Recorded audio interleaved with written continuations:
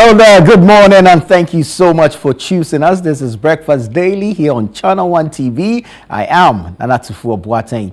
As always, we're bringing you an interactive show. We'd like to hear from you. Send us your thoughts, your comments, your contributions on the various subjects that we will be discussing, as well as the various submissions that will be made on the show. So let us know what you think. Send us a text via WhatsApp. The number is on your screens, or you can join us on Facebook or on YouTube, where we're streaming live. Drop a comment there. We'll do our best to read it out here for you on the show.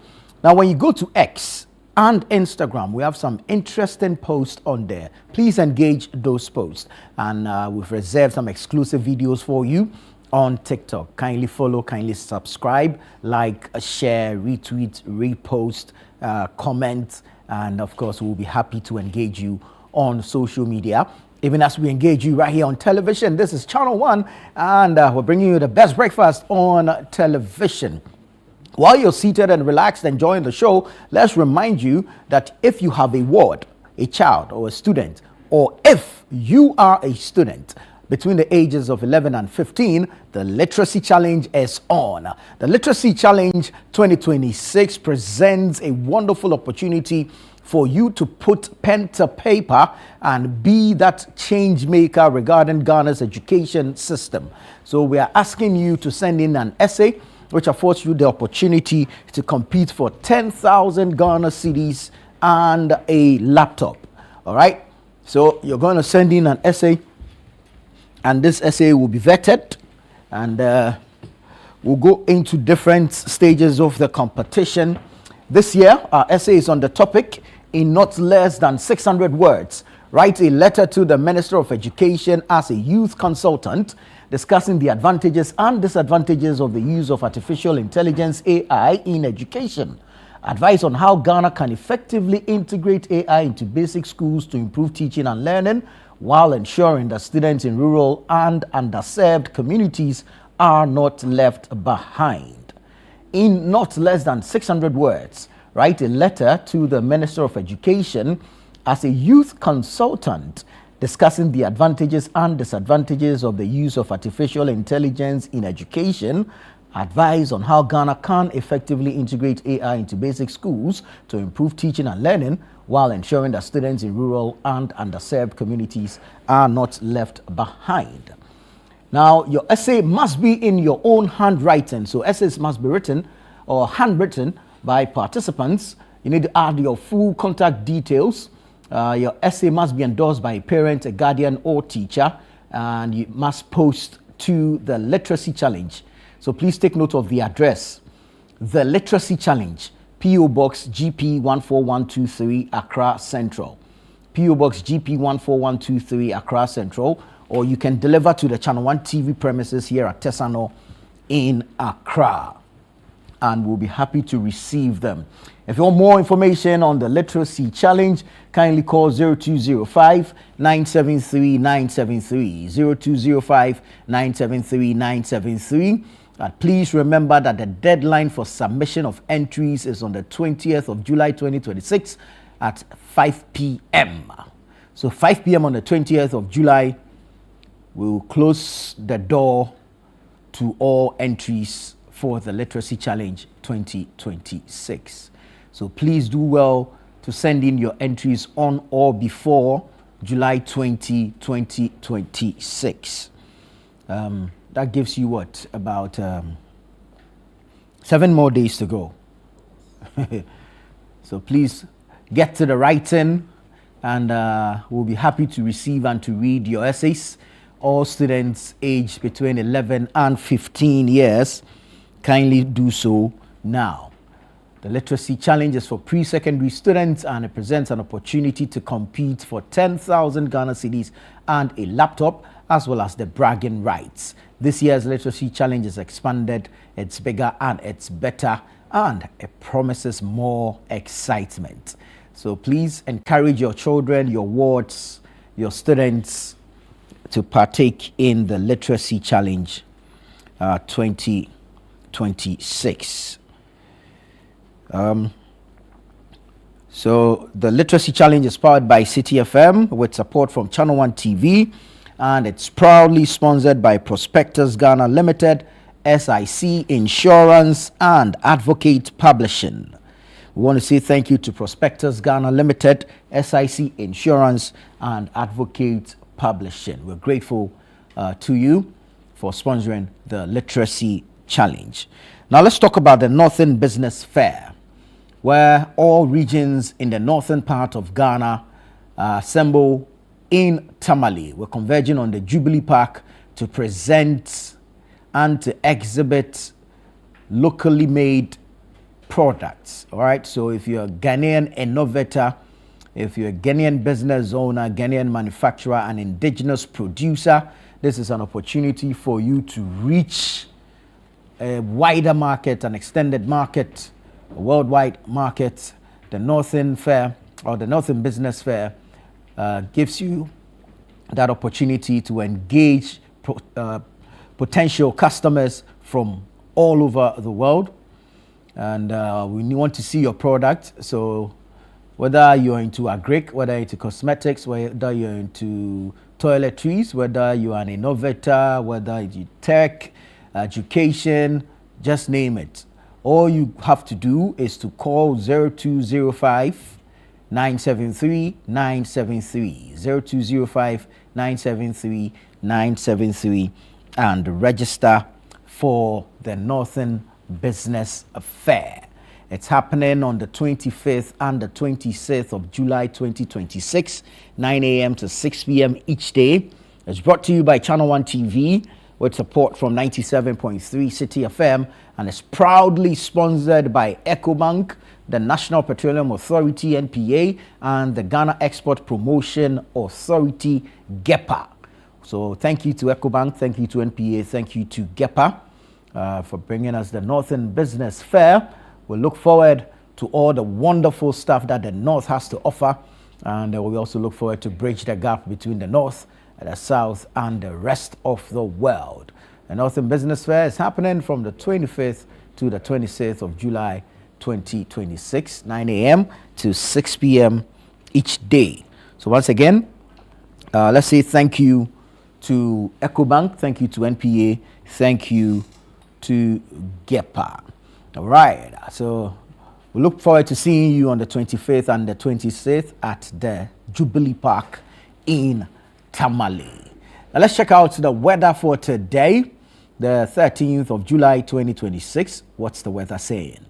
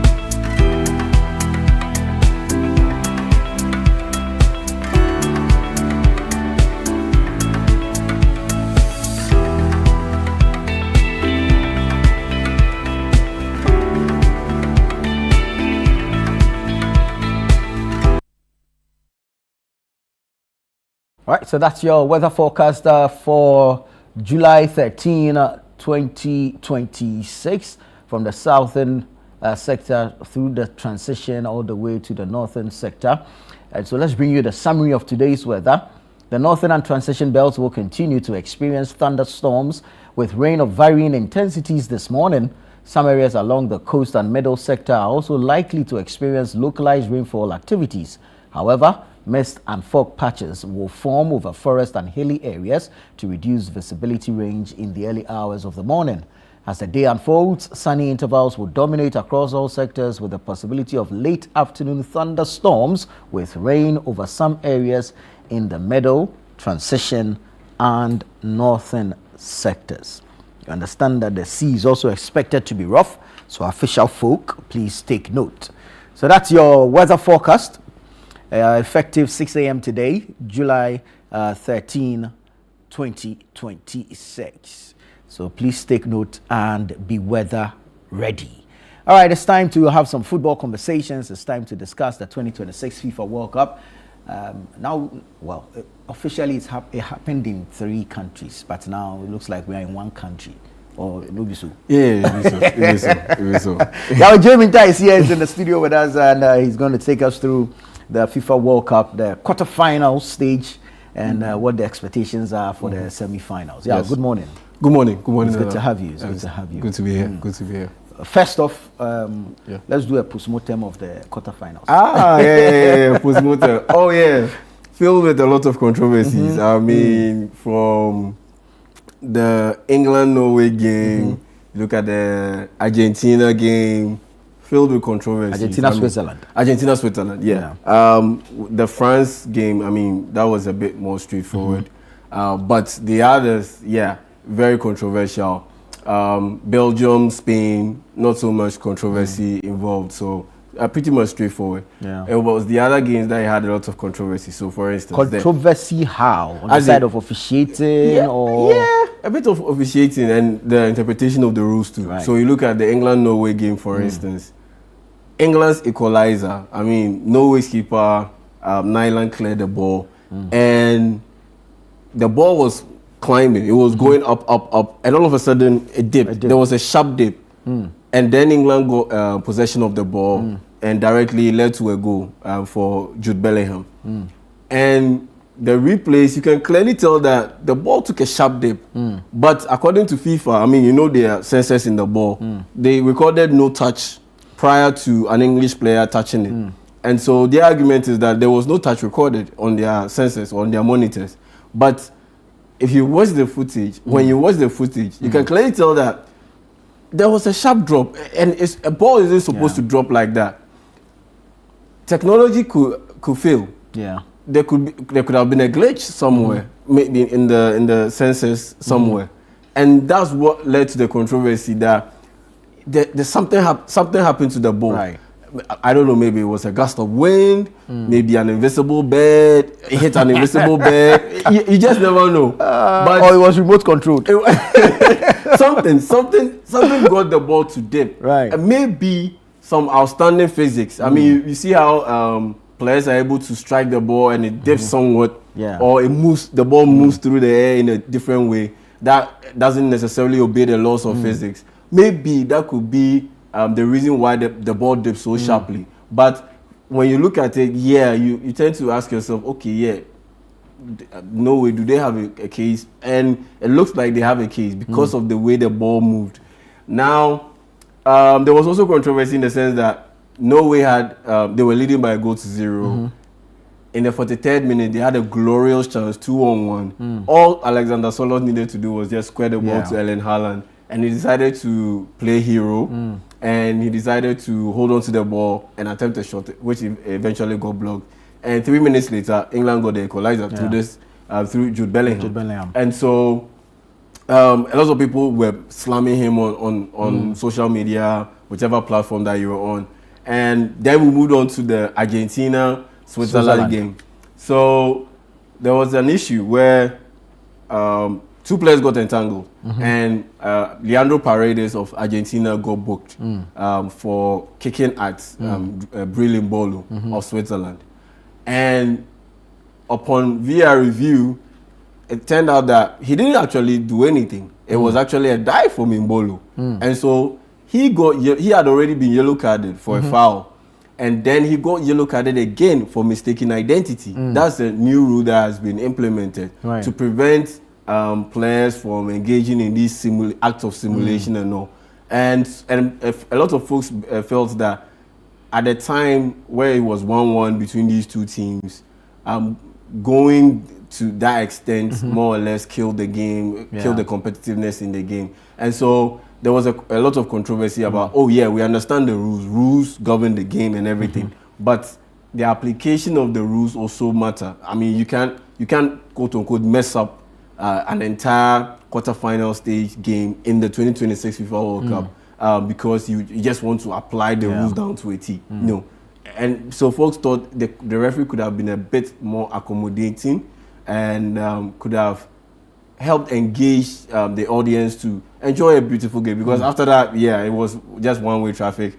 Switzerland hanging on for dear life because we were playing 10 against a very talented 11 man Argentine side. And so, that was the wrap on the quarterfinals. Jude Bellingham continued his brilliant campaign, scored twice for England. In that win over Norway. And there's a trend that has been consistent and has built up in this tournament. Goalkeepers keep spilling the ball. Goalkeepers keep spilling the ball. You look at Lamens, Belgium, because Courtois got injured in that game against Spain, and Lamens, quite unfortunate. The starting goalkeeper for Man United, he came on to replace Courtois, and he spilled the ball. A short attempt was made. He spilled the ball, and Merino was there. He tapped in the winner. Then you look at the Norway-England game. Morgan Rogers attempted a shot in extra time. Nyland attempted to grab the ball. He spilled it. Jude Bellingham was on hand to tap the ball into the net. And we've seen it happen consistently. And the ball, it picks up speed a lot. Because you look at the long range shots, the way they're able to just zoom, fly past the keepers, it's different. Because you look at the Mbappe goal against Senegal, for instance, that long range strike. Edouard Mendy shouldn't be getting beat by that ball. No way. No way. Like you can tell that they are anticipating that they can get their fist to the ball in time, but the next thing they know, it's just flies past them. And Zinedine Zidane's son, who was the goalkeeper for Algeria, he suffered the same fate. Algeria against Argentina, Messi's long range strike. You could tell that the guy had it covered. Then the next thing you know, the ball, it just blasts past him and he's flapping in all over in the air. And so, a lot of goals have been conceded because of how the ball is designed. I mean, in South Africa, we had the Jabulani, which caused a lot of controversy. And that ball was susceptible to different changes in direction because of air, wind, and all those factors. But this ball, it picks up speed. I mean, it goes straight forward, but it picks up speed a lot, and it has been zooming past goalkeepers quite a lot in this tournament, and it has also contributed to the high number of goals that we've recorded. And so, yes, the semi-finals stage is set. We have Spain taking on France. We have England taking on Argentina, and very, very interesting mixes of teams in there. I mean, France and Spain have had their rivalry going on for a while in recent years.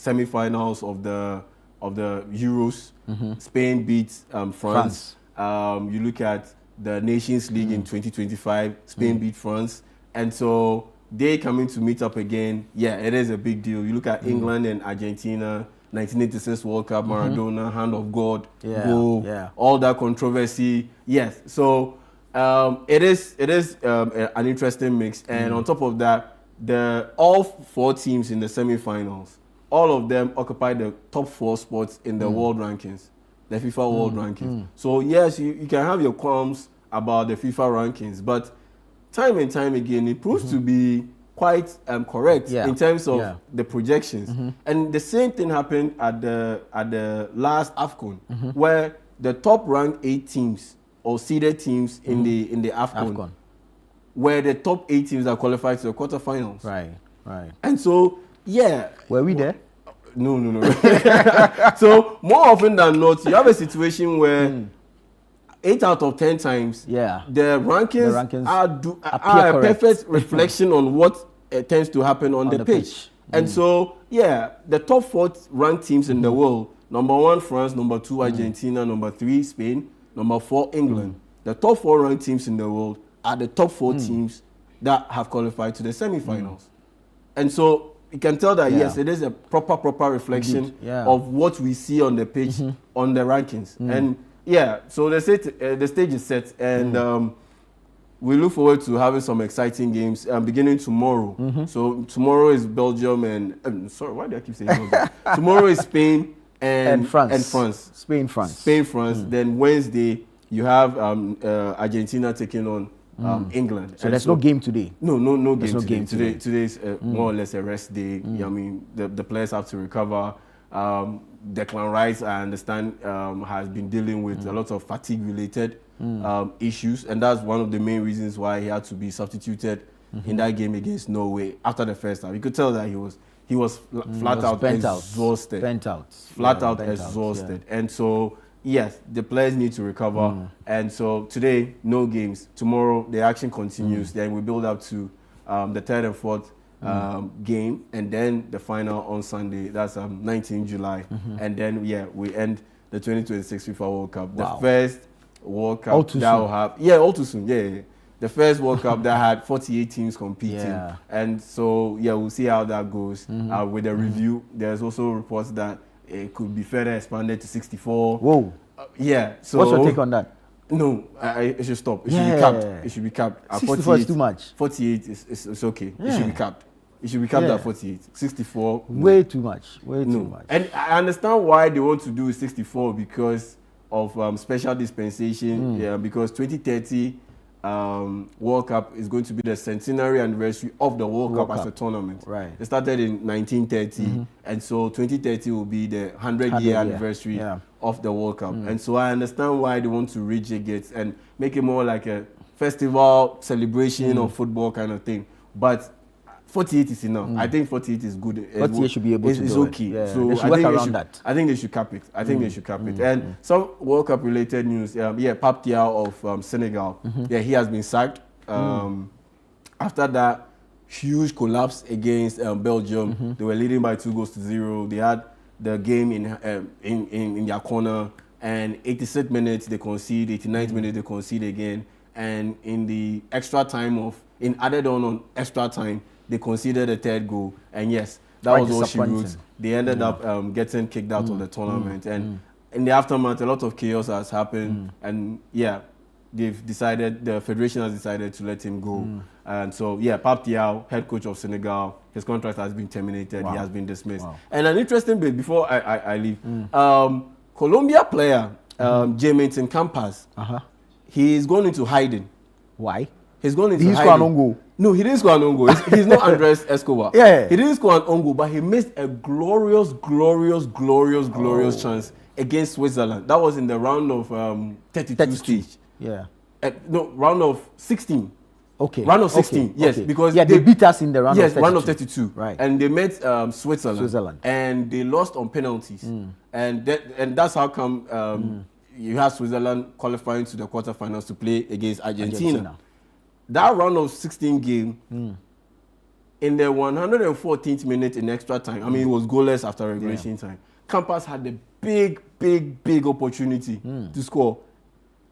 That game was boring. It was too tight. If you score a goal, you knew that was the only game. Yeah. That was the only goal in that game, and he missed a glorious opportunity.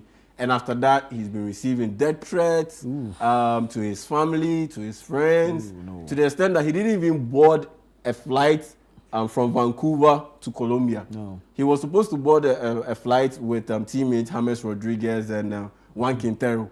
And he didn't board the flight. He went to an undisclosed location. And at this point, up to now, we don't know where he is. And so he's gone into hiding. And he managed to post a message on Instagram calling for people to be show a bit more respect to his family and to more or less his safety.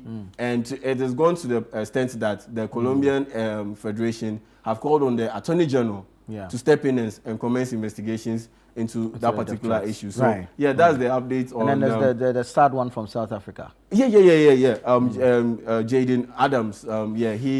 He passed away at age 25. Just 2 weeks after South Africa competed in the 2026 FIFA World Cup, and so it is sad. And reports coming in is that it was suicide. And we saw videos over the weekend after the news came in. You could tell that there was something off.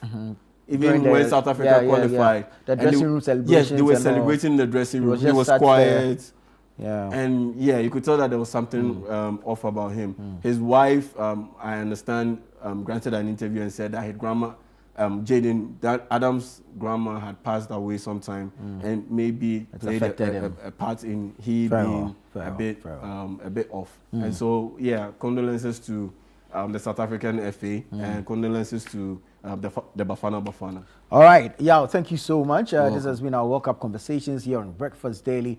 But today is the birthday of a very big man. And we want to appreciate him so much. We want to thank him for all that he does for us. We pray that the good Lord himself will return the favor his way. God will continue to bless him. God will continue to shine a light upon his path. And may he continue to be that fountain of wisdom that we all drink from. Today is the birthday of Samuel Atta-Mensah, the Papacy, Samens. Yeah, happy birthday to you, Papa. Yeah, and it can only get better from here on. May it continue to remain green on your side. Amen. God bless you so much. And of course, he shares a birthday with Jennifer Ban, JB, who sits on the Traffic Avenue as a co-host with DJ Mengo. JB, happy birthday to you, Jay Bizzo, to the whole Yasi. May the good Lord continue to bless you as well. This is Breakfast Daily here on Channel One Television. Stay with us. We'll return shortly with the news review segment.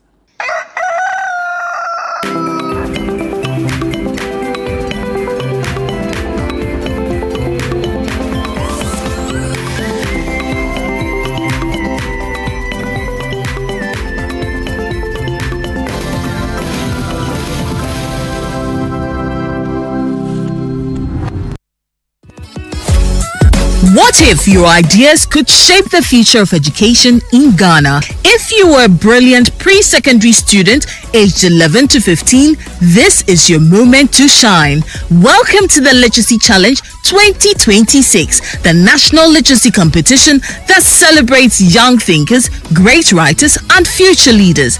This year's challenge is all about artificial intelligence and education. The topic: in not less than 600 words, write a letter to the Minister of Education as a youth consultant discussing the advantages and disadvantages of the use of artificial intelligence AI in education. Advice on how Ghana can effectively integrate AI into basic schools to improve teaching and learning while ensuring the students in rural and underserved communities are not left behind. Remember, your essay must be in your own handwriting, must be endorsed by a parent, guardian or teacher, and include your full contact details. Submit your entry by Monday, 20th July 2026 at the front desk of Channel One TV or PO Box GP 14123 Accra Central. Stand a chance to win 10,000 Ghana cedis cash, a laptop, and earn the title of Ghana's most outstanding all-round pre-secondary student. For more information, call 0205 973 973. The Literacy Challenge 2026 is powered by City FM with support from Channel One TV. And it's proudly sponsored by Prospectus Ghana Limited, SIC Insurance, and Advocate Publishing.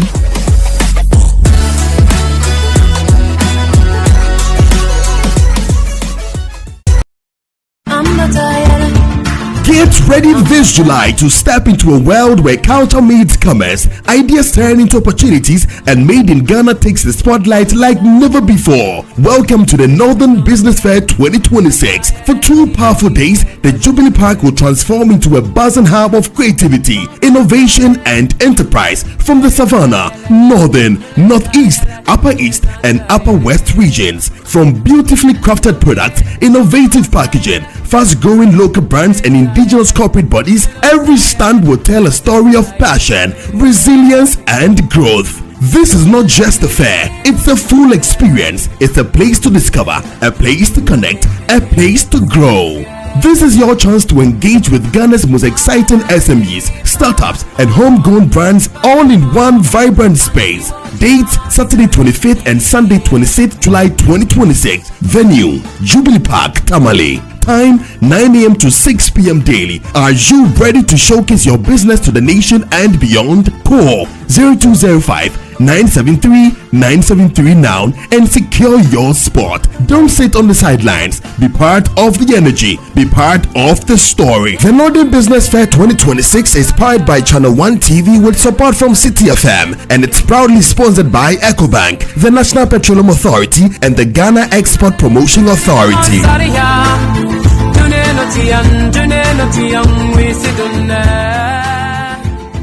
Welcome to The Point of View. This is your favorite current affairs show here on Channel One Television. On The Point of View, we pick the right topics, get the right guests, and ask them relevant questions on issues that matter to you.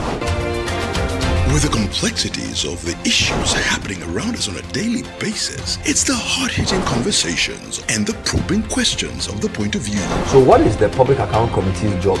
So what we do is to scrutinize, clarify, and find out why certain infractions have been made.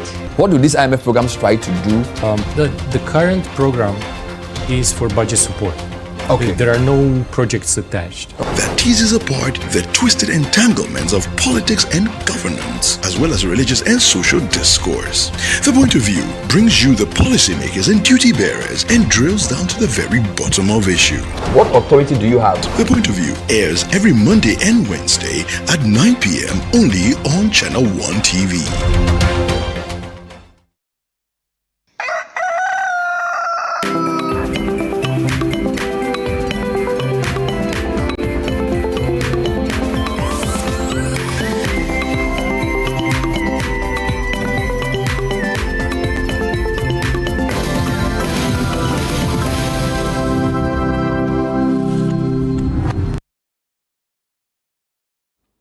Hello there. Thank you so much for staying with us. This is Breakfast Daily on Channel One Television. It's time for the news review segment where we get into a conversation regarding some topics that are dominating the media space. We have our guests join us in studio. They bring their submissions, their own perspectives to these matters. And we're excited to extend an invitation to you, our cherished viewer, to send us your own thoughts, your comments, and contributions as well.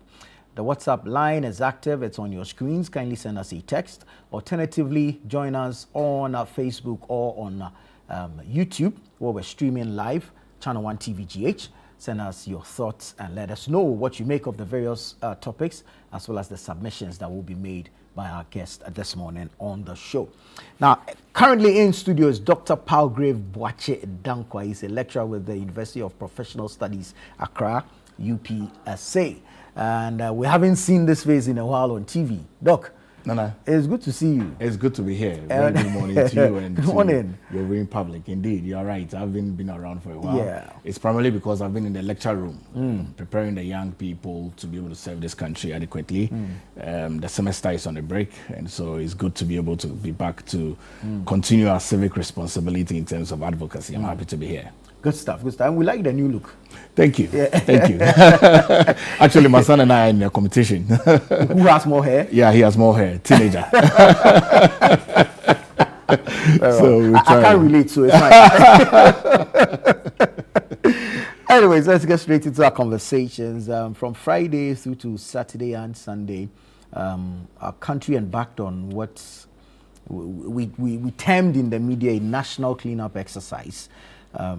Officially 2 days declared, that's the Friday and the Saturday. We saw the president himself engage in some of the activities around the Chado areas, Alajo and other parts. Some directives he gave for, if like, private waste management company Zoomlion to open some 6 transfer stations to accommodate the amount of waste generated. He also warned against the reckless dumping of refuse in drains. This exercise, is it sustainable? Well, Nana, let's commend all the citizens for abiding by the president's directive to engage in cleaning their frontages. It's a good call. It was a very good exercise. We could see the soul of the country, everyone being responsible and wanting to ensure that the havoc that has befallen us over the years consistently in terms of indiscriminate ways we have polluted our environment comes to an end. it would only be sustainable if we continue to build that culture of cleanliness, right, and also put in some legislative acts to be able to deal with recalcitrants who continually make our environment unhealthy and unwholesome for us to live. In very advanced countries, there are laws, there are rules that if you either dump or either stand by the side of the road to urinate or you either spit, you're either paying $100 bill and on and on and on. If we can be able to begin to have that national conversation and have Parliament enact some laws. That we already do have laws. Yeah, we do have some fine laws. A lot more implementation we of that. We have sanitation bylaws. Yes, especially a lot more implementation of that would really, really help us, because the level of filth, the level of debt, the level of indiscipline, I think is becoming too much. And so we commend every single Ghanaian who came out in their numbers to be able to clean. I, however, had some bit of concerns as it relates to some people that were arrested because they either flouted the regulations by the president, but I also felt that this was a voluntary act. True. And so the manner in which some people were arrested, I don't think augurs well for the sanity and the peace and the Ubuntu, really, willingness of people to want to come and clean. And so I think that we should call on all well-meaning Ghanaians to be law-abiding, and also call on public servants and even parliamentarians to be restrained in how they handle citizens, because there were a few viral videos that went around in KMA, Kumasi, of some people who were either being forced to clean. I don't think that anybody should force you to clean. You should realize that this is a national disaster, and everyone has been asked to come along to be able to clean. And I also ask that beyond Zoom Lion, we should also commend the work of the Bus Stop Boys. True. I think they do some astronomical work, and so if government can be able to come behind them and give them the requisite resources that they need, they can be able to advance a lot more of our cleanliness. And also at the backbench of this really is the breakdown of local governance, because cleanliness really at a very micro level is the local governance. And so if at our various municipalities, at our various districts, our various assemblies, we are not seeing people abiding by the rules and the laws, and also the community and the communal labor structure that we have had over the years, if we are seeing that being broken down at a very local level, then at the national level, you clearly will see that this would be a great havoc to us. And so we must strengthen our local governance structure in terms of sanitation, and ensure that we begin to put in stricter measures at a very local level, because every single Ghanaian comes from a village. True. Okay, and that's where we all hail from. If you go to our villages and you go to the places where public toilets or even public urinals, and you go to the dumping sites, it's an eyesore. And so this is just not an Accra issue. It's also a Kokorontume issue. It's also a Bunkrugu issue. It's also a Y issue, a Keta issue, and on and on and on. And so we must have that civic responsibility to eschew throwing away rubbish indiscriminately. And so the government must also provide means within which dustbins can be in close proximity to people. And I think that if we do this over and over again, we'll be able to have a cleaner city and a cleaner Ghana. Well said. But isn't it disappointing that a nation will be so filthy we have to declare 2 days of cleanup exercises? And some of the initiatives you suggested, say the bins, for example. I remember at a point there were these metal containers at vantage points where you go dump and then the truck will come carry. It evolved to a point where waste bins were provided at vantage points. You know what was happening? People were picking the bins and using it to store water in their homes. So for me, it's disappointing that the nation has to declare 2 days of cleaning, but I feel the cleaning should start from the mind. No, I agree with you, and I've always called for a Ghanaism. And for me, Ghanaism is redefining our value system. We are almost becoming a country with no values. True. And I mean, the more we do that, the more it disintegrates the future that we have as a country. I mean, you recall when we were young. I mean, you know that I keep telling my children, we grew up in a home where you must fold your things in your wardrobe. Exactly. You must do fatigue on a Saturday morning, all throughout the day, proper general cleaning. And the purpose for which our parents encouraged us to go to boarding school was because there were going to be certain disciplines that would be instilled in us. And so for me, we must come back to an entire conversation of our value system. We are almost losing our values because our neighbors are not becoming our friends, our neighbors are not becoming our family, and we are clearly losing out on those value systems. And so for me, it calls for a strong, clearer value system, which is key for us, and which should be a conversation. And you see, we have two key stakeholders in this country: the religious bodies and the chiefs. Okay, if we have a stronger voice from the religious bodies, and every single religious person has always said that cleanliness is next to godliness. Of course, you'll not find that in the Quran, or you don't even find that in the Bible. But and all the chiefs as well, in terms of the traditional leaders and even those that are traditional worshippers, have also stated that the river bodies or even the gods that they worship eschew death. And so cleanliness is really something that is key. And so we must begin to bring up a value system and bring up a value proposition where we have a strong value proposition in this country. So whether you are an adult, whether you are young, you clearly see there is a value system not for you to dirty your environment. And so that must come on the table of the conversation. The values can be taught, but what of attitude? Values are taught and attitudes are earned. And so, yes, of course, we've all gone through generational growth. Okay, so my parents were born in the silent generation, which is between the 1940s and on. It came to the boomer generation and on and on. And look at this generation that we have. And so if you have had parents that have invested in you in terms of discipline, do not insult, know how to stand up when someone, when an elderly person is standing, stand up for the person to sit. All of these are values that we grew up with. Exactly. Okay, and it's become part and parcel of our attitude. So you will never find a proper Presbyterian, a proper Catholic, a proper Muslim. You never find any of those stand on national television and insult.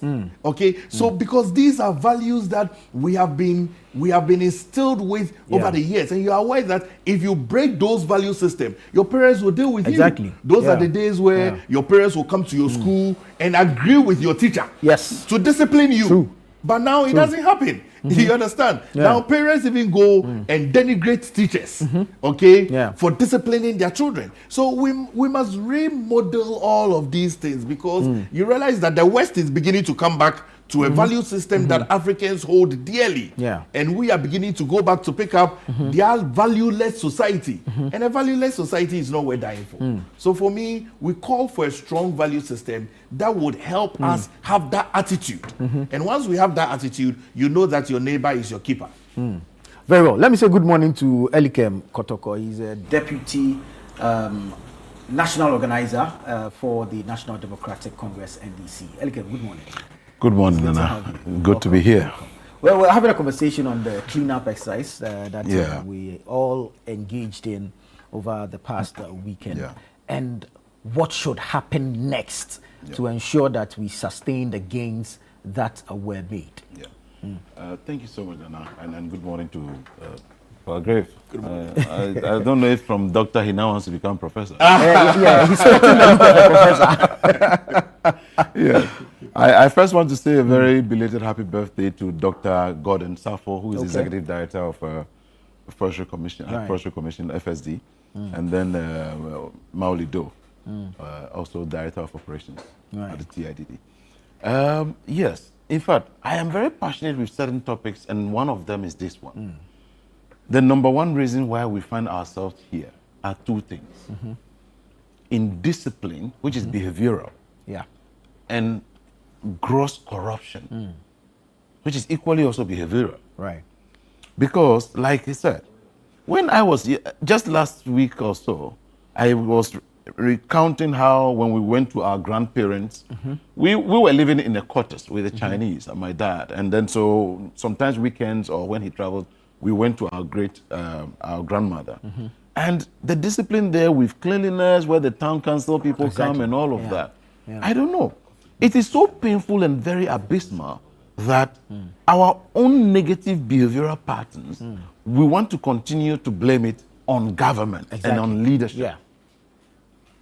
You know that you can't sit in a vehicle and throw rubbish out. You do it and say, I pay tax. So what? You pay tax, so bloody what? But I may not also blame them, because then government must also show leadership by putting in very punitive measures. Exactly. That will deter anybody from misconducting themselves in ways that are ultra-virus to societal norms. Look, when we, like we're seeing on the screens, the people who have actually occasioned all this refuse, these are human beings. Indeed. Who would not want it this way in their own homes? So why is it that when you go out, when you go to a public space, when you go to a market center, a community area, you feel that you are not solely responsible for that place, and therefore you pay tax, and the government the government should come and do with that. And so it is so painful. And you know, I have consistently been saying something that we all need to look at. The basic purpose of education is to impact society. True. Is to also reform. So if you and I used to learn about, we had Red Cross and all those clubs those days, if there's no need for having Red Cross and all of that, if there's no need for it today, then we need to look for new groups of societies. Yeah. If it is sanitation clubs we must have, we must have them. And the best times to be able to imbibe into us this culture is when we are very young.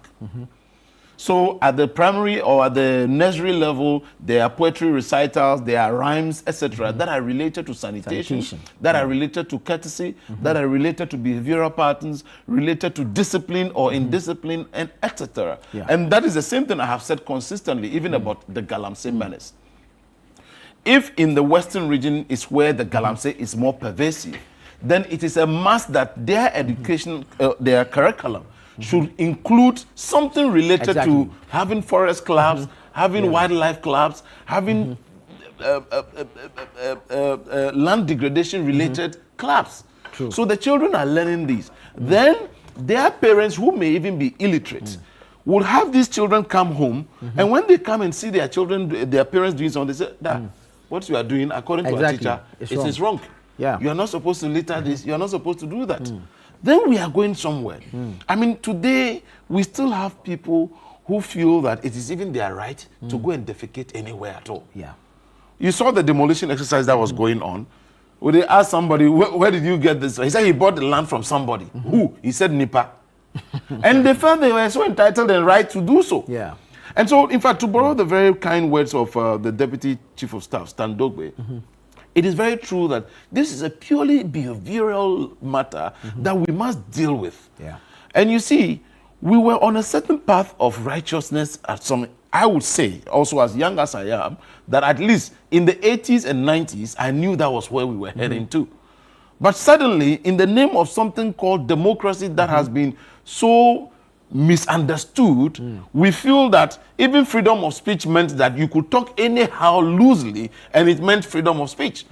And you ask yourself, who has bewitched us, Africa? So we now do things anyway, anyhow, and we believe we are still entitled and are right. That is why somebody will litter and believe that I have paid and government is supposed to. Okay, you have paid and government is supposed to. Government is the person you think is government is also finding ways to see how to inflate that figure of cleaning that place. If you had not made that place dirty, there will not be the need to assign budget to that place. So you've made this place dirty that requires 50 cedis. He is also going to say it requires 150. Then you are attacking him for saying he needs 150. Had you not caused that problem, there wouldn't have been the need to do that. So we need to look at our sanitation laws. I think that I want to commend the Minister of Local Government and the President in particular. He demonstrated leadership. Often people ask questions after that whatness. The reason you will see a leader do these things is not to mean that every day he will himself even be there. No. It doesn't mean that he will constantly be there, but it is showing you that we can all do this if I can also do it. So tomorrow, let me also go ahead and do that. And if we can institute this to be monthly, I think I'll be all for it. We again need to see the financial commitment. We've had National Sanitation Day over yes. the years. The past is a very bad one. I'm not sure even Palgrave will want us to go back there because at the mention of sanitation in the past, a name that comes to mind is Cecilia Dapa, and how the president at the time wrote a love letter to her, my dearest. I'm even referencing from 2013 all the way up to. So there was some truncation at a point in time. There were certain things again that made it very bad. We must be very sincere with ourselves. Where we went to the Garrett funds and were told how some reallocation of about 60 million, 22 million for cars, or 13 million for consultancy, and only a very pittance was used for the actual flood mitigation. That is very bad.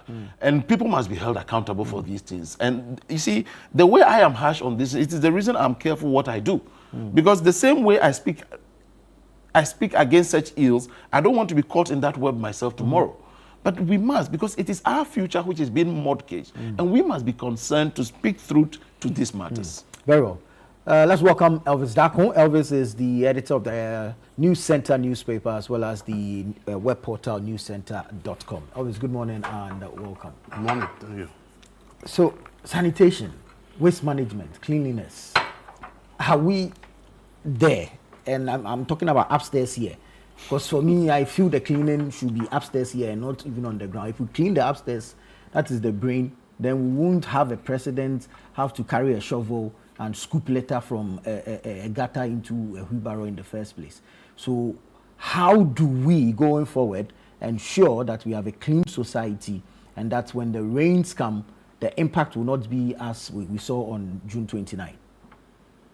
Thank you. You use the word society. We are a society, and society means that a group of people are accepted to live within a certain norm and rules that govern their behavior. That's what I call a society. Without rules and regulation governing behavior, you can't call it a society. And when you leave human beings thinking they'll do the right thing, it will never happen. That is why laws exist.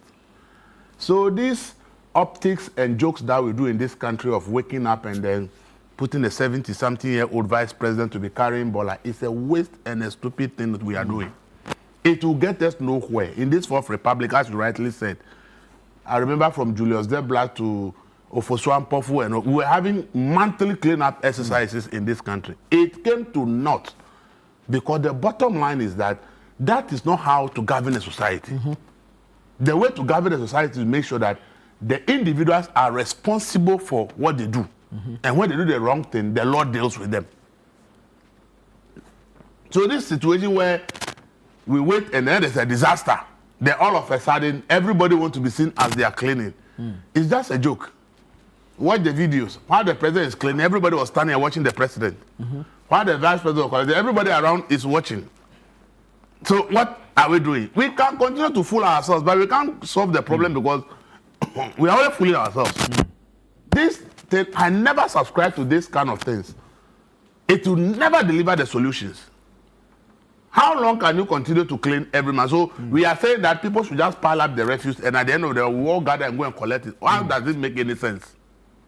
It's a senseless thing we are doing. Instead of facing the sensible solution and says, the bylaws of the assembly says if you do A, B, C, this is how you are punished. How do we make sure that people get punished for doing the wrong thing? We are not interested in that. We say everybody should do what they like. And then when we have a disaster, the president will announce that everybody mobilize, let's go and clean, and we are all jumping at it. It's a very foolish thing we are doing. And to me, we don't even need to entertain it. It makes no sense to me.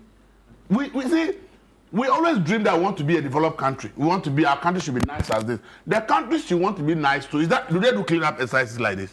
They enforce the law and everybody become responsible. That is what they do in their country. And as long as we are not going to do that, we should forget about anything called cleanliness. It will never happen. It will never happen. Because if you say that we should pile up the refuse and every month we should go and clean it, that is the mindset you are putting in us that we can throw refuse anywhere. At the end of the month, then the whole day should be mobilized to go and clean it. But if you are meant to understand that if you are irresponsible, the law will deal with you in ways and manner that next time to serve as a deterrent to others not to do the same. That is the way to go. Right. So me, this thing that the president and it's not that Muhammad that started it.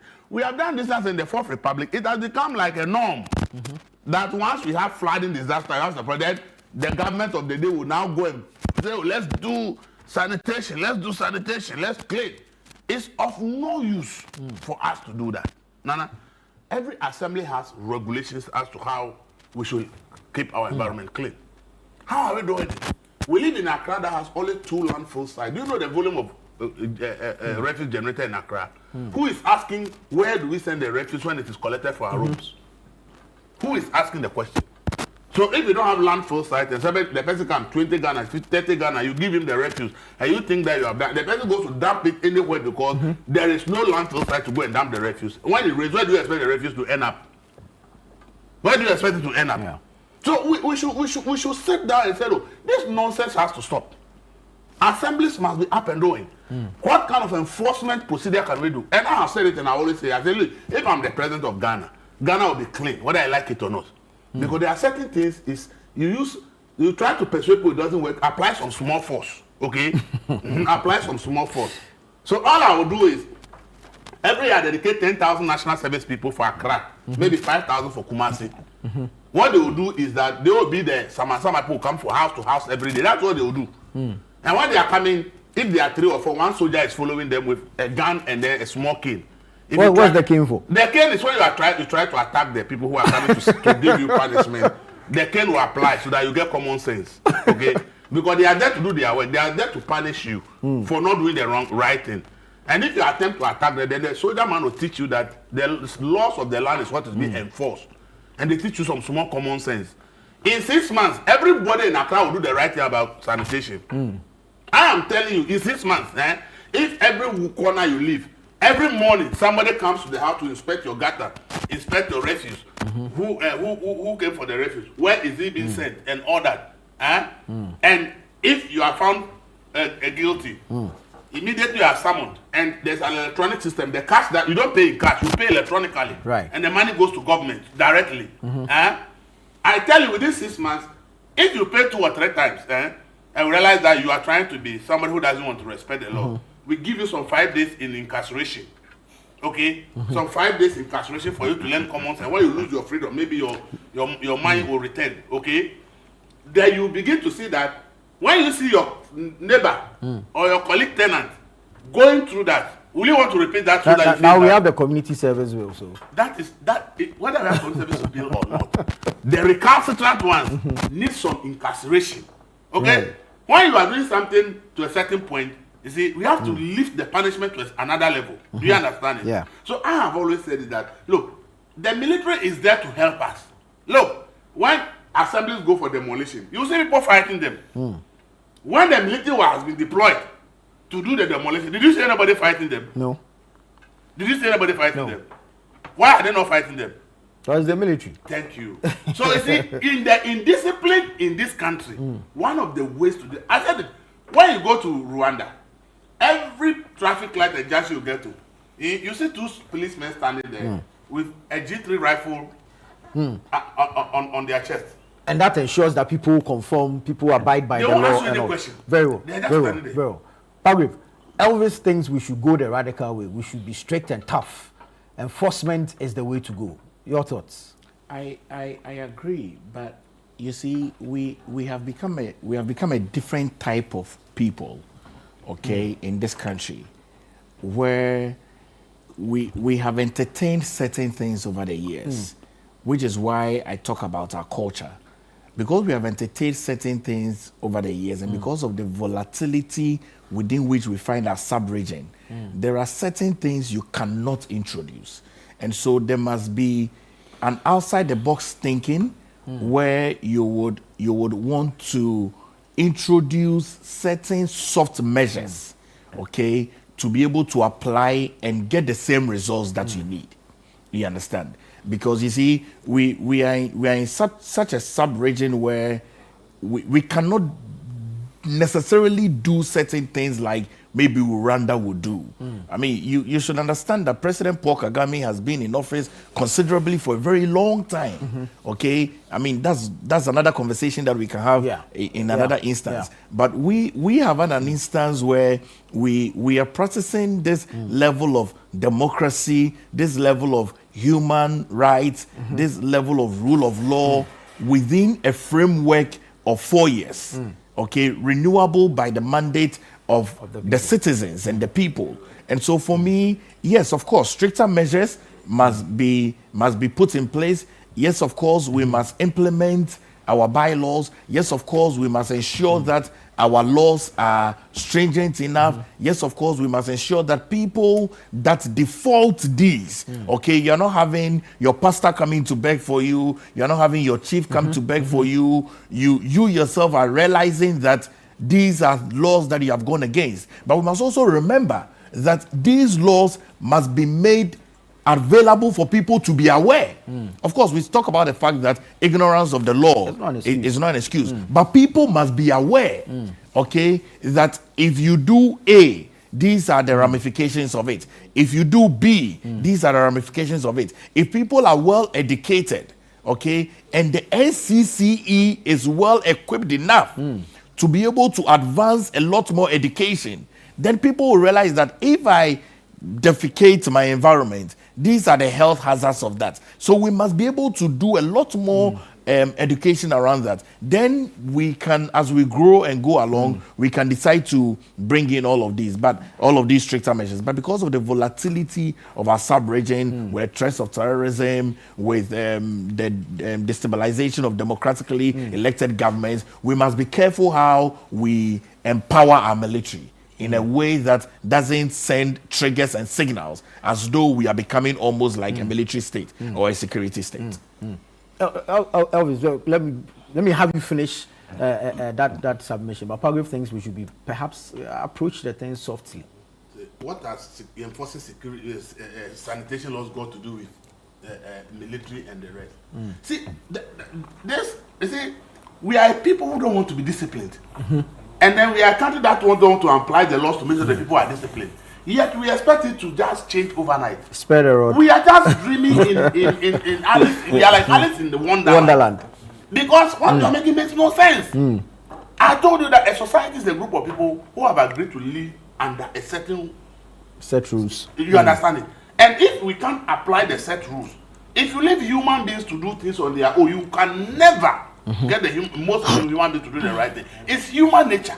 So even the countries we admire, when you go there, the thing, you know, someone you live there with them, I realize that what makes people conform is because of the severe punishment. It's because of what you risk facing if you are found to have defaulted or breached a rule. That is what scares people from doing the wrong thing. So if you live in a system where we are scared to apply the rules to people, then we don't expect people to do the right thing. Do you understand what I'm saying? So we should stop this thing as if we are pampering the citizens. Okay? Democracy is about the rule of law. It's not about the disobedience of law.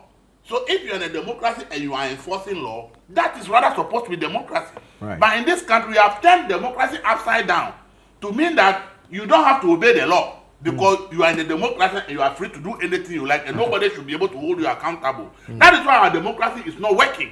Because we are giving democracy the opposite interpretation. That democracy means you can do what you like, nobody can do anything to you. But that is rather the opposite of democracy. Democracy is the rule of law. So if the laws are there, okay, and we can't apply the law, or we are scared of applying the law, or we just don't want to apply it, how do we expect the citizens to conform? There is no way human beings will conform. No amount of education will make people conform if you don't apply sanctions and punishment. And that is society it is. So if we are making this idea of education, we have been forget about all that, but the Fourth Republic is over 30 years. Right. I have said that the Asian tigers, from the South Koreans to the Malaysians and all the people we admire, they took between 30 to 40 years to transform their countries to where they are. Go and read Lee Kuan Yew about how they were able to transform Malaysia, Singapore. Go and read the things that a government of Singapore has to do to make the people conform. And today we go to Singapore, we are all happy. But when you read Lee Kuan Yew, it tells you that for a society to be what it is, the government of the day must be so stringent to the point where even where and how people worship, the government was intervening. And that is what made people to realize that for us to be a society, A, B, C, D is acceptable, E, F, G, it's not acceptable, and the state will not tolerate it. That is what has made those society what they are. Right. So if we sit in this country and the explanation is that this and that, excuses upon excuses, we should forget about. That's why I ask you a question. If the assemblies were doing demolition, even with police, sometimes people want to attack them. Why is that the military is being asked to go and demolish, and they are demolishing, and nobody is attempting to attack them? Because they understand that that group of people, they live by discipline.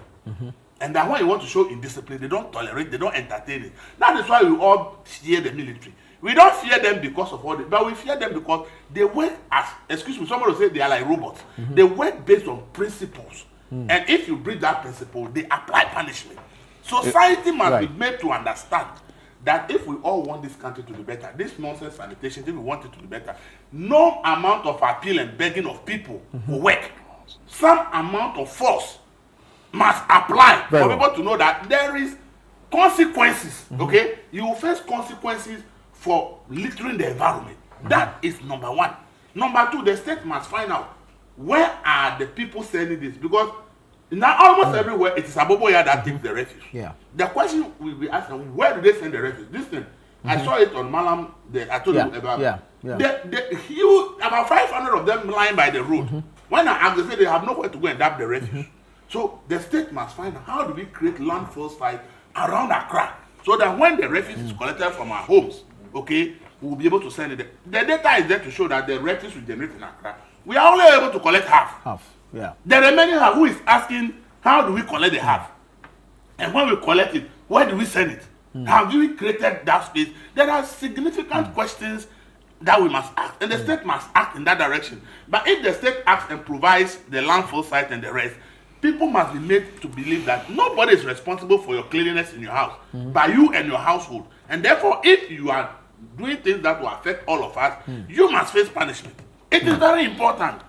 No, we cannot beg people to live a clean life. We cannot. Elkem. You see, I agree with Elvis, but I strongly disagree with a part of his submissions. He seemed to want us to address the problem half-baked. Today, as and when we feel this is... sanitation is not the only problem of Ghana. Don't forget. True. In the first place, I have also maintained, for instance, what we have called democracy for ourselves as Africans probably may not be what is best suited for us. But the West has pushed it down our throats and we've accepted it. Because in days past, in ages past, our elders were in charge. They didn't have to do anything. Their form of democracy was to keep quiet, listen to everybody talk, and say that, you know what, the two of you, what you have said, you seem to be in the majority, but what you have said as a singular person will inure to the benefit of all of us. And the leader will say, let's go by you. But the West says that democracy means that what the majority says. So that is an issue we should look at. Africa has failed to define its own leadership style and has decided to adopt the Western style. That is one of the challenges we find ourselves in. Now, number two, so long as we have adopted democracy, some of the Rambo style, etc., cannot any longer. Because, look, if I have my way, I'm not that old, but I know that during the era of Jerry Rawlings, we were more disciplined. Because you dare not, the military will discipline you. And if you see the military, you were in check. Even if you saw the police, you were in check. But how many people even fear the police today again? You get it, because we now see them, familiarity breeds contempt. We are close to them, we live with them in our neighborhoods. So they are the same people we see, just that they change uniform. And it is also the reason why in some of these countries, or the development, the services, some of these people are kept at places. Why is it that the military, for instance, does not mingle with people always?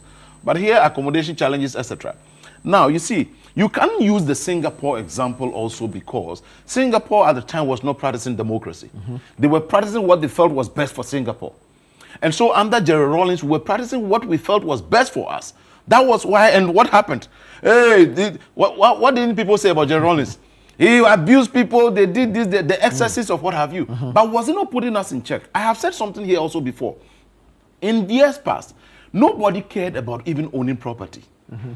Everybody only cared about a decent place to rent, decent transportation. And so if you were renting even a 2-bedroom or a chamber and a hall, you wake up and you get to OSA, omnibus services or transport, and you go to work and come, you were okay. But suddenly the paradigm has shifted where land ownership is also a major thing that now everybody, even after completing GSS, says, Charlie, I need to buy a plot of land. So it was 100 by 100, it's reduced to 100 by 90, 100 by 85, 100 by 70, is now turning to 90 by... So you see where we are drifting towards. Now, when you want to address these problems, you need to look at it from all the 3-pronged approaches, short, medium, and long-term approaches. Elvis' approach is to want to say, now, and I agree with him anyways, because it gets frustrating, that why can't you just be sensible to, look, be dealt with? But we are the same people who, when we are dealing with these people, will turn it around and say, no, this is abuse of their so-called human rights. We can't do this and all that. It is the reason why, whilst we make sure that laws are being enforced, we must also make sure that education is ongoing at the base. And at the base, most importantly, because that is where the young people are, and we can imbibe in them that culture of cleanliness, etc. The things they were being taught at the Bible school, how do we call it, Sunday school, etc. We're all to teach them how to be disciplined, how to be courteous, how to be obedient children, how to keep your surrounding clean and all of that. But if we do not continue doing that, we will put fear in the people at the old age who will not be scared of us. But the young people coming will also come with their own ideology and approach to dealing with sanitation. Then there's a ticking time bomb. It is the reason why we must compound all and find a way to address all at a go. So whilst we are applying the laws and enforcing, putting punitive measures, we must also subtly find a very nice way of telling our younger ones down there that, hey, you know what? The reason your dad is likely to be punished, or your dad was even punished, is because he did this. You don't want to be a victim, right? So please make sure that you don't litter around. Make sure you don't just stand anywhere and decide to wee-wee. Make sure you don't. So then we are putting that culture, because I have always used my dad as an example. When stepping out of the house, the last message you hear is, have you hit the wall? Have you hit the wall is just to mean, have you turned off the lights? Have you turned off the appliances? So there's no way in my house, my children will be stepping out of their rooms and an appliance will be on. It's a basic thing. So even whatever there is, check. Have you hit the wall? Have you? So it has become part and parcel of them. For instance, what didn't we know that those days, Sundays or Saturdays, you always make sure you iron your clothing and all that. Today, some children or some homes, they wait until that Monday before the children are going, then they are trying to iron. Because the parents themselves have also put that as part of their schedules. So discipline is the very key thing. And to be very disciplined means to conquer oneself. If you cannot conquer yourself, then you have actually defeated yourself in everything. And that is very key in all what we need to do. Very well. Let me take a quick message that has come in. This one says, good morning, Anna and your guest. The sanitation problem in Ghana is coming from our politicians and the district assemblies, because whenever the environmental health officers prosecute a sanitation offender, the politician intervenes, saying that release the person, and to the assembly, they don't release funds for environmental health officers to do their work. That is their common language. So government should create environmental health officers. Okay, I get the point, but it's a bit... Okay, this is JY from Yendi that sends this one in. This one says, salute you all in the studio. Nana, I applaud every Ghanaian who joined the national cleanup exercise. But let us be honest here, like Elvis is saying, just that I don't agree when he calls this move a nonsense move, but it has done something good to the nation. But on the real, one successful weekend cannot solve a problem that has built up over decades. Ghana needs a permanent sanitation system, not only emergency cleanups after disasters. The stronger approach is to enforce existing sanitation laws against illegal dumping, blocked drains, and other actual offenses, while making sure assemblies provide the services citizens need to keep communities clean. That is how we sustain the gains. This is the Bull Talk. He's watching live from Bechley, and he says, great convo this morning. All right, thank you. You can also send in your thoughts, your comments, and contributions. Just a quick one. Just a quick one. Sorry, I'll come to you. Just a quick one. And look, first, again, I must commend President Mahama and leadership of government for the step they have taken. And I reiterated here, President Mahama going down. Look, we've had President Mahama, President Rawlings go down to the Nema. It is not to show that, it is not for the optics. It is just to show leadership. Why? There's a reason why they say leadership by example. And also, it is to demonstrate to you that the current situation we found ourselves in has become so pervasive and severe, to the extent that the president has also gone out to demonstrate that we need to all do it. It is not as though there was a normal rain. There was just a normal rain and the president decided. Lives were even lost. So in assessing all of these, put. There were, I think, Mr. Kwesi Pratt also even raised a concern that the time within which that was the 2 days was declared was too late because the incident happened. It should have the cleanup should have been 48 hours or 24 hours. It was wrong also. So I may have to explain this today because imagine there was a flood today. GMET was also announcing again that there could be a possible rains. So you can't again send Ghanaians into harm's way that tomorrow let's go and do the cleanup. Yeah. So it was a very difficult situation to make sure you find a way to get a balance, to be so sure that you won't go out there doing cleanup and then the rains are in again. True. Then now, if that had happened, what it meant that it was that there was going to be so many casualties because it would have taken many more people again. And so that was the reason why. So leadership was just to show that, look, this that happened is a catastrophe. We didn't plan for it. We failed to plan properly. We however must take responsibility as our people. And the president himself has demonstrated that, look, I want to also join you so that when you are inspired by what I'm doing, in your home, at your office, on the street, in your community, at your center, you can also take an initiative to make sure you clean your environment. Right. Doc. Yes, Nana, there are two things.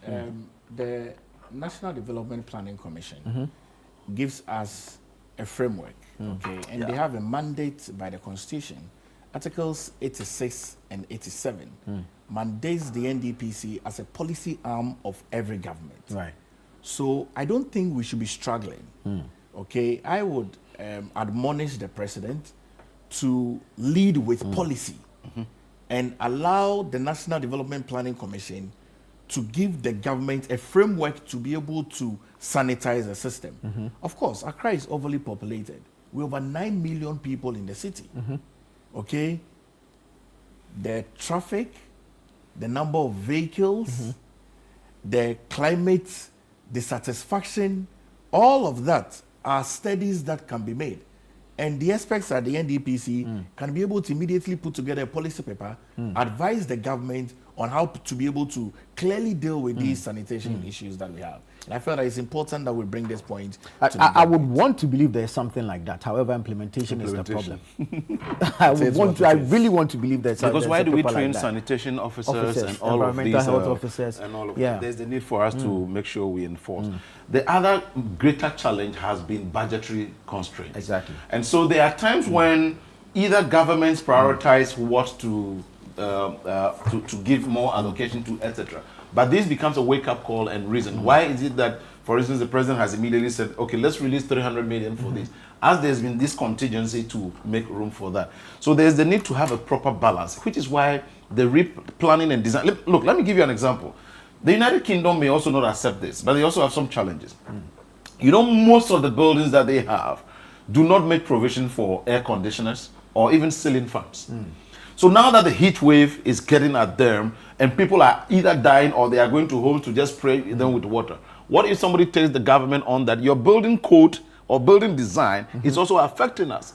So it is not only an African problem. We all have problems. But how we proactively respond to quickly make sure we find solutions to ameliorate whatever challenges there are, that is what makes us a group of people which must solve situations. In terms of the flooding, see, let's also be realistic. We are talking about only the sanitation today. I say the flooding is also an issue of lack of investment. A pure lack of investment. In what sector? One, just about a month, I remember I did a story. GMET said that they used to have over 600 weather stations. Now all their machines are broken, that they have only 150. So how do you expect them to do a good weather prediction? So when they couldn't predict the weather, I wasn't surprised. Because they made it clear that they don't have the logistics to be able to do the right predictions. So after the rain, then they came up and said, oh, the following Friday and Saturday there will be heavy rain. No rain came. No heavy rain came. So if you are not looking at the equipment needs of GMET, and they made it clear that just some time ago, they have over 600 weather stations across the country. Today, they can only boast of 150 because they were breaking down and they were not being replaced. Meanwhile, by now, there should be about 1,000 weather stations. So if we are not retooling the GMET, we should not be expecting any weather ready for them. Two, do you know that between 2015 and 2019, the Hydrological Services Department estimates and planned that Ghana needs to build 110 kilometers of drains. The Auditor General decided to look at why we have flooding in Ghana. So he had to audit the Hydrological Services Department to find out what work is being done. Within that 5-year period, you know how many what kilometers of drains we built? 12.2%.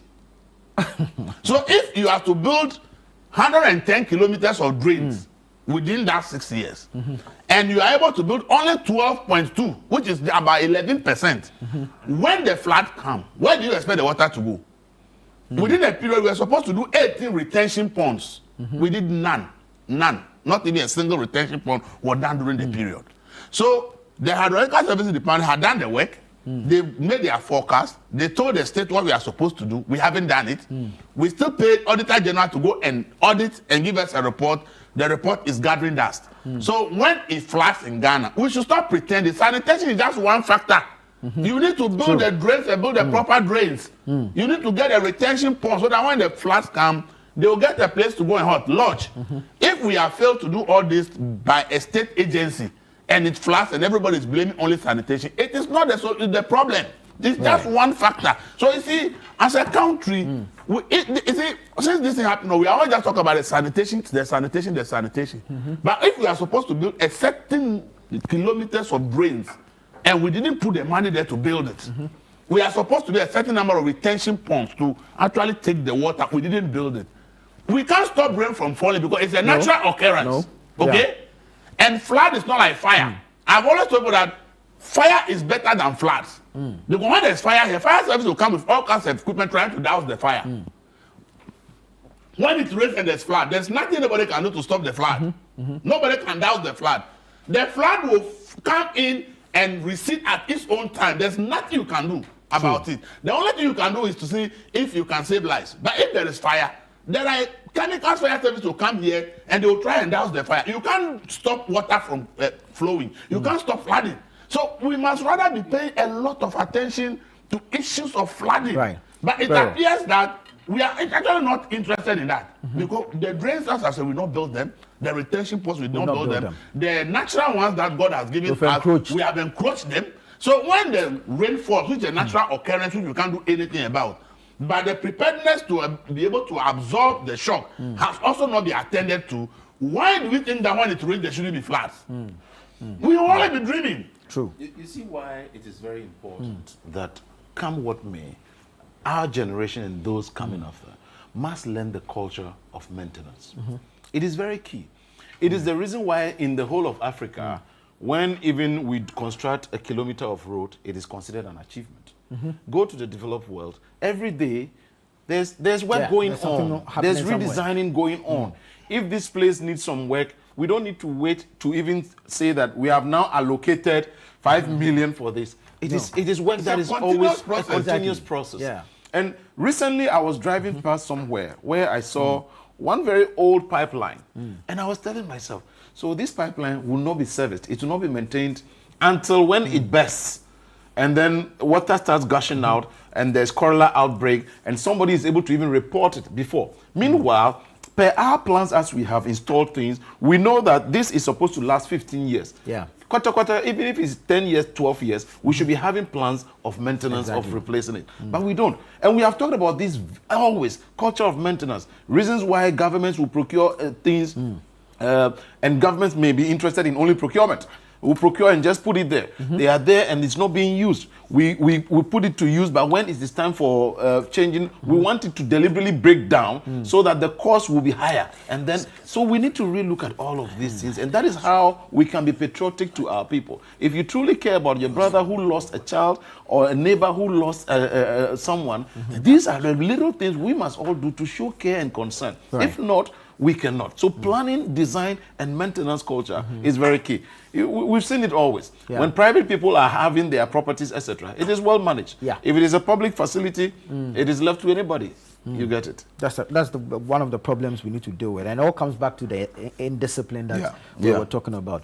Eben from Tema says, hi, Nana, good morning. The funny thing about us is that we are behaving as if the country is a new company who's still figuring out how to put things in place. We pay too much lip service. From where I sit, I don't see us being serious about this waste management and flooding thing. All right, Eben, thank you. Aminu from Nsawam says, this national cleanup exercise is a knee-jerk approach done purely for optics. What waste management program did the government have in place before terminating the Zoomlion contract? Let's get serious with governance and implement real solutions that will protect citizens from needless deaths. All right, you can also send in your thoughts, your comments, and contributions. We'll take a quick break here. When we come back, we'll progress to the conversation. Please don't go away. This is Breakfast Daily on Channel One TV.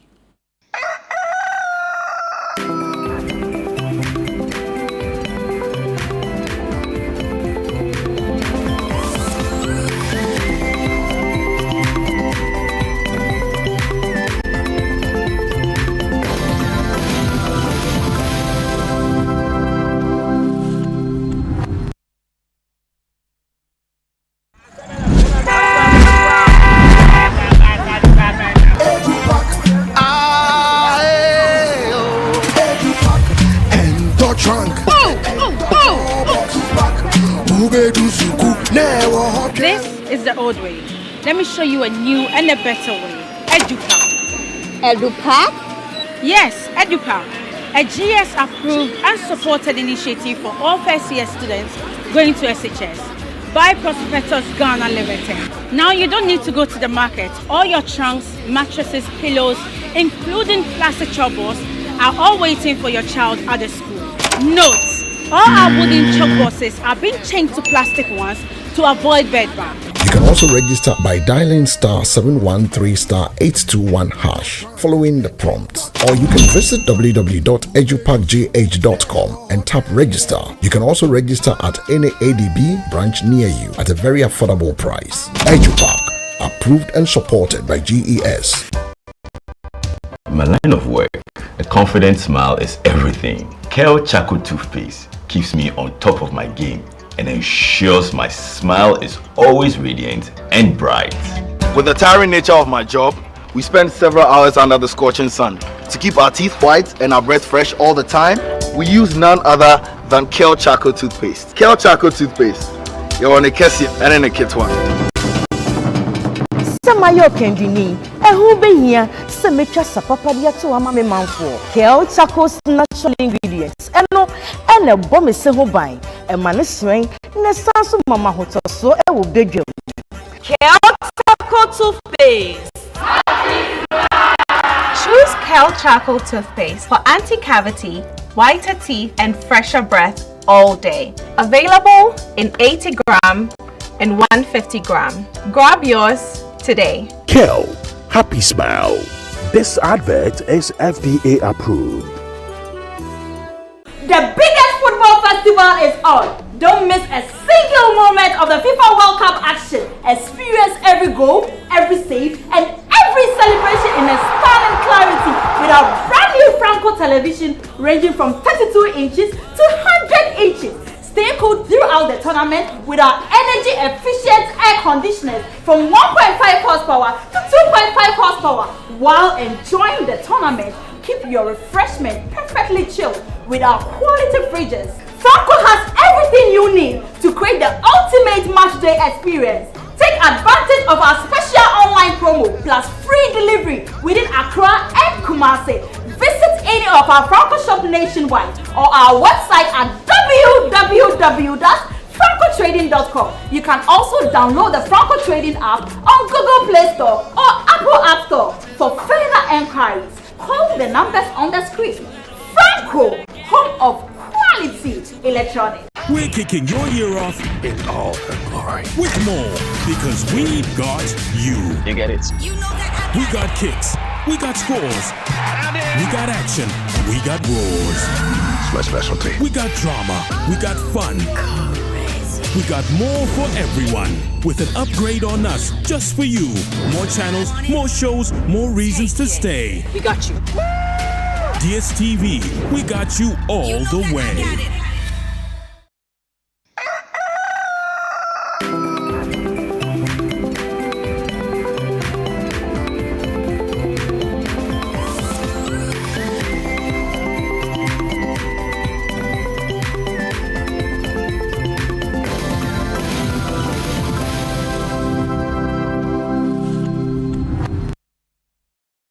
You're welcome back. Always glad to have you join us. This is the news review segment on Breakfast Daily, live on Channel One TV. We're moving on to our next topic for today. President John Dramani Mahama has said that he's not interested in a third term. Doc, why do you think people are testing the law regarding this matter? I'm wondering why this conversation keeps coming up. You know, I don't know what we want as a people, and I don't know what we want as a country. I'm not sure if people really understand what happens around the table of security. You know, we cannot overly emphasize the volatility within which we find ourselves as a sub-region. We cannot. We cannot also take for granted the peace that we enjoy. And I'm not too sure why this conversation keeps coming up over and over again.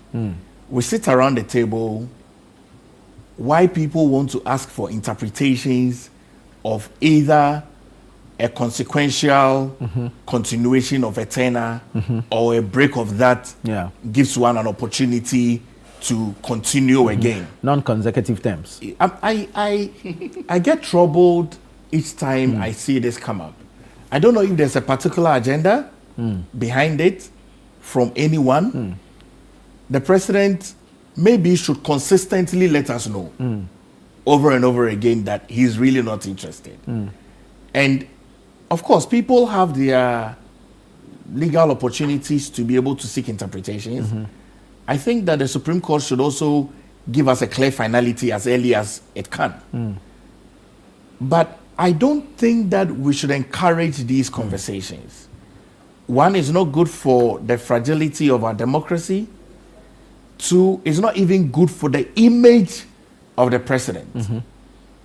Look, to be a president is not an easy task. Indeed. And I think that anyone who ascends to that height would want to be able to administer his or her work very well and leave a lasting legacy to be remembered for generations yet unborn. But if we keep continually having this conversation, then it appears as though someone is on a clear agenda. And so I don't know. I mean, I think that we should be able to have this over and done with. Well, Elvis, your thoughts on this matter? That is another symptom of the failed state. Tell me, which serious developed country have you heard this kind of discussion? Tell me one serious country in the world that you can say this is a serious country. It's only the despotic countries where people fail to deliver, and then they think that to cover up their failures. Last night, where did you sleep? No, you see, our country is at a point. We must begin to tell our leaders the painful truth that, see, what we have today, if we don't really take drastic measures, you see, the generation that is coming will come and meet a very worse situation. And that is why those of us who will have the point to speak, and if those who are listening will listen, we should be blunt with the issues. Do you understand it? 4 years of a president is more than enough to do anything. Yes. We've heard arguments about extending to 5 years per term. All of them are just to cover up inefficiencies. Really? Yes. The reason I'm convinced that 4 years is more than enough is that, you see, no government will come and solve all Ghana's problems. True. Do you understand? That's true. So governments must come and say, me, my presidency, I'm focused on these 3 or 4 pillars. Okay? And I want to deliver on these 3 or 4 pillars. If another government can take another 3 or 4 pillars and delivers, like the 30 years Republicans we are talking about, would have been getting close to Singapore and Malaysia. Do you know why? Because if, let's say, President Kufuor decided he's going to fix Ghana's housing problems, okay, and that will be his main pillar, but now we'll not be talking about housing issues. If another government can say, the roads of Ghana, like President Mahama is trying to do big push, he says, I want to do the roads of Ghana, give Ghana some of the best roads ever. And for my 4 years, if I leave office and it's said that I fix Ghana's roads, the roads are quality, they can last for 30, 40 years before they break down. I want to leave that legacy. We will not be having road issues by now. If somebody had said, Accra's planning as at 20 years ago, if we are not done anything about it, Accra will look so bad. So at that time, I want to fix Accra. If you have been to Addis Ababa 5-7 years ago, the Addis is not the Addis we see today. A president came and said, if I can't do anything at all, I must make Addis look like any advanced country's capital. Today, if you go to Addis, Addis is like downtown New York. A president decision. So I don't see why anybody will tell me about long years is why our government are not. It is because we don't have priorities. We have a failed system where the constitution says a political party's manifesto should be converted into medium-term development plan of Ghana. That's the number one failure we have. And that's how development is going away. No serious country allow politicians to determine how they are planned. They have national development plans to say, in the next 50 years, this is how we want our country to look like. So the institution responsible for planning says, you need to build this number of rail. You need to build this number of classrooms. You need to build this number of universities. These are health facilities. Each year is planned. So when you are in power as a government, your duty is to make sure what has been planned, you find the money to deliver. So what we should be fighting for is we should make NDPCs work binding on every government that comes to power. I was going to mention that. How many plans have we seen? We didn't receive Vision 2020. Because it's not binding on any government. Did we see 40-year development plan? It's not binding. But if we make it constitutional that the best institution to make this country move forward is NDPC. They have the expertise. We're giving them to do their work.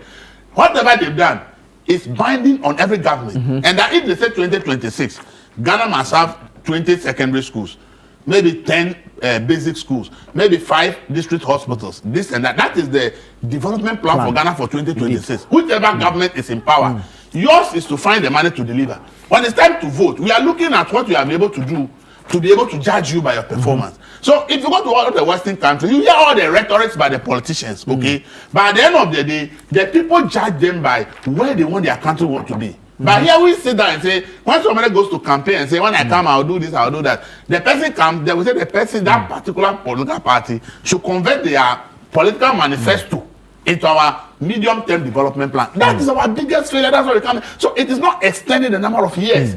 It's about fixing where the problem is. And say that when you come to government, you find the money, deliver this. So for the 4-year period, this is what we know that this government is supposed to do for the people of Ghana. Region by region, district by district, what is supposed to be done. If by 4 years, you are supposed to do 500 kilometers of road across Ghana, we find out whether you have done it or not. If you have done more than 60%, you are passed. If you done below 50%, NDPC should mark you that you failed here. And we should be looking at that to determine who government. So this idea of a president should go for 3rd term, the years should be extended into 5 years. It is just another symptom of failure. That is why we are doing this. But the truth of the matter is that if every government comes to power and says, I'm fixing 2 or 3 key problems of Ghana in 4 years, which they can do anyway, I'm telling you that by now, our problems as a country, we would have solved many of our problems. But they come, it touch here small, we jaw. It touch here small, we jaw. We touch here small. So at the end of the day, the whole thing is like, we create the impression like we are fixing the problem. But we are fixing about that 5% in each sector, and the whole 95% is hanging. So always we think that it's like Agbajan and they say 2 steps, 3 steps forward, 5 steps back. That is what we have been doing. So let's change this mindset and let's throw away all this nonsense of somebody's 3rd term or years to be increased. That is not what we need. What we need is that before a government can look, before Donald Trump assumed the seat, they had done 1,000 appointments in opposition. They determine their policy and priorities wherever they have to fix America. They determine you are the right person to play. This is what we are doing when it comes to power. That is why the moment he won, he was able to do his appointment within 1 month. And that's why he started signing executive orders the very first day he went to office. They were clear in their mind what they want to do. Whether you agree with them or not, they were clear. We must tell our political parties that we want to see clear things you want to do. And from day one, we want to see you doing them. That is how we move. It's not a number of years. Very well. Elikem, if the Supreme Court should agree with this teacher from Pandai and approve of his suit based on their interpretation of Article 66 Clause 2, will you support a 3rd term for President Mahama? Thank you. You see, the law is made for man by man, and it is meant to be tested.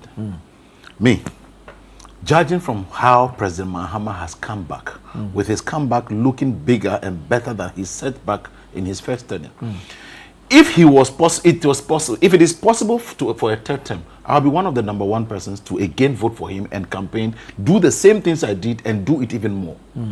President Mahama has, however, come out clearly to state in no uncertain terms that he was not interested. But come to think about it, don't you think that every leader, whatever be the case, at a certain point in time also feels that the best thing I must do is to put in the best systems, the best structures, so that I can also take a break, sit back, and enjoy my retirement and say that I served my country diligently.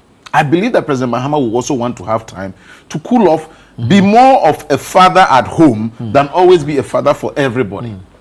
You get my point? It is not about whether third term, etc., and all of that. Look, you can disagree, but I, sitting here, I also believe that 4 years is very short. Maybe 5 years.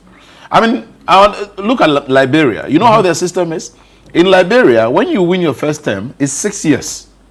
Many have not paid attention. It's 6 years. Then, after your first term, your second tenure is what? 4 years. 4 years. Which is still 10 years anyways. Right. I think President Kufuor has also said the same thing before. I'm not laying credence to that anyways.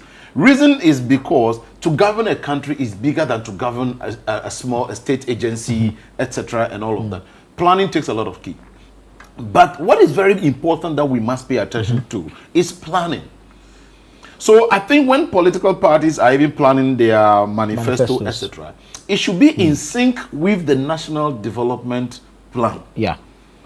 So we all want to reach this place. You want to go that way. I want to go this way. I want to cut costs. I want to do this. I want to spend more money in order to recruit more people. I want to lay off more people in order to get the job done quickly. That is how it's supposed to be. And those are things we need to be looking at. So the 4 year, 5 year, but everybody is free to test that. We have had people who interpreted them in many ways. Thank God that the president himself has also come out to state clearly that he's not interested. Let me not rule out the fact that there may also be certain characters around people like this, around even, let's say, the presidency, who will think that a perpetual continuity of President Mahama will inure to their benefit, selfish benefits, and for which reason they will always want to be on rooftops to be screaming, 4 more for him, 4 more for him. Maybe when he has even stated he's not. There may be people who would want to still be saying that, look, you've done so well, so you can do it. But knowing President Mahama, as I have also known him, he's a very smooth operator. Just as he has come and you see the way he's doing things, he takes his decisions without fear of favor. He knows very well that he must put in the best of systems and structures that will take over from him. So his legacy will not just be a short-term thing. And so that is very, very key. You see the issue Elvis raised about addressing problems. Our challenges have become so voluminous that if you want to only solve one problem, you will be a failed government. Okay, President Mahama has come and he has introduced the big push. Fortunately, he's concentrating on that. Will somebody also not say that if he had spent a quarter of that on sanitation, maybe we would not have had the sanitation challenge? So you see, there's a government that is also already prioritizing that. There's one that came and promised us 1 district, 1 factory, 1 village, 1 dam, 1 what have you, but they didn't. They promised 1 cathedral for the country. They didn't do it. They only dug a pond. So priorities changed. We didn't do 1 village. We didn't do 1 district, 1 factory. Oh, well, I don't know of any real proper factory. I don't know of any, but you can educate me. You can educate me. You know, because the things that surrounded that, it was a euphoria for everything. Let me tell you, many people raise concerns, for instance, of all the things President Mahama is doing. He's done a Jumura National Apprenticeship Program, cancelled the e-levy, etc. But what are people talking about? They're only talking about 24-hour economy now. Because that's the only one they feel that it hasn't been fully implemented yet. But President Mahama will take his time, even if it is his last year in office, that it will have to be rolled out fully. He would rather do that. Whilst Port is saying that they are extending more of that, whilst NIA is also beginning that, whilst DVLA is also doing that. Passport office. So you see, it will take shape over time, not in haste. But you are free to chance on it to want to make political campaign out of it because you feel that is where your government is failing at. But it again puts you also on your toes. And so in as much as I agree with Elvis' position that, look, government should become focused. Let's take just 3 things and solve it. But the point is that when you want to do that as a government, then you must make it very clear that, you know, this government, what we want to do is that we want to make sure that we do all roads. 50% of Ghana's roads must be motorable and last for the next 20, 30 years. Then everybody knows you have made. Because, for instance, street lights should be a priority of maybe one particular government. Because every citizen is paying street light levy. Yeah. So there should not be anywhere that should be in darkness. True. For instance, secondly, look at cameras. Once we are even doing our roads, we should have cameras, speed cameras. Then we are beginning to instill discipline on the roads as well too. Yeah. So when there are cameras, but when you prioritize these things, another set will also tell you, you see this government, you see the sanitation challenge, it has been left. Can you imagine how much they committed to that? Only 1% of government budget. Meanwhile, Big Push has gotten this. Then we find ourselves being criticized, and therefore you are tempted to be attaching the problems bits and pieces, and it doesn't get the solved, because when you touch this one in small amount, by the time you move to this place, here has extended again. Yeah. So for the gentleman who is going to the court to seek interpretation, it is right to do so, and it is not because of President Mahama. We may have another example of a bad leader who may have a second term and be seeking a third term. And so we need to be clear in this. Interestingly, I cannot give details, but for instance, a regular message that a chief of staff shares to appointees to keep us on our toes. And today's one, for instance, a presidential message dispatch, was the power of clarity. You see, so let me just give you the first line, which I can easily give. It said, over the weekend, millions of Ghanaians proved that when a call is clear, they respond. That is clarity. That is coming from the chief of staff. So there's always the need to be clear in what you communicate. The president has communicated clearly, but some people also fall. And I know that there are many people, there are those who are not even NDC. There are those who are not even Ghanaians who are saying that, hey, we wish President Mahama goes another term. Were we not here? Did we not hear many times that a lot of Nigerians kept saying that if Ghana can lend them Jerry Rawlings for even just 1 year or 4 years, they've seen something that they feel that. But a leader is not only a good one when he himself is the one exerting the authority, but when even after he is gone, his legacy continues to be. And I believe it is what President Mahama would want to leave. Very well. All right, let's leave that there. Iyoko has been busy over the weekend. From the arrest of the contractor on the Weija Pediatric Hospital to the arrest of Dennis Miracles Abuachi. Doc, quick thoughts. Let me pick Dennis's first, then I come to the contractor. The contractor. Nana, I have a big concern, and my concern is very simple. We are all public servants, and we serve in the interest of the public.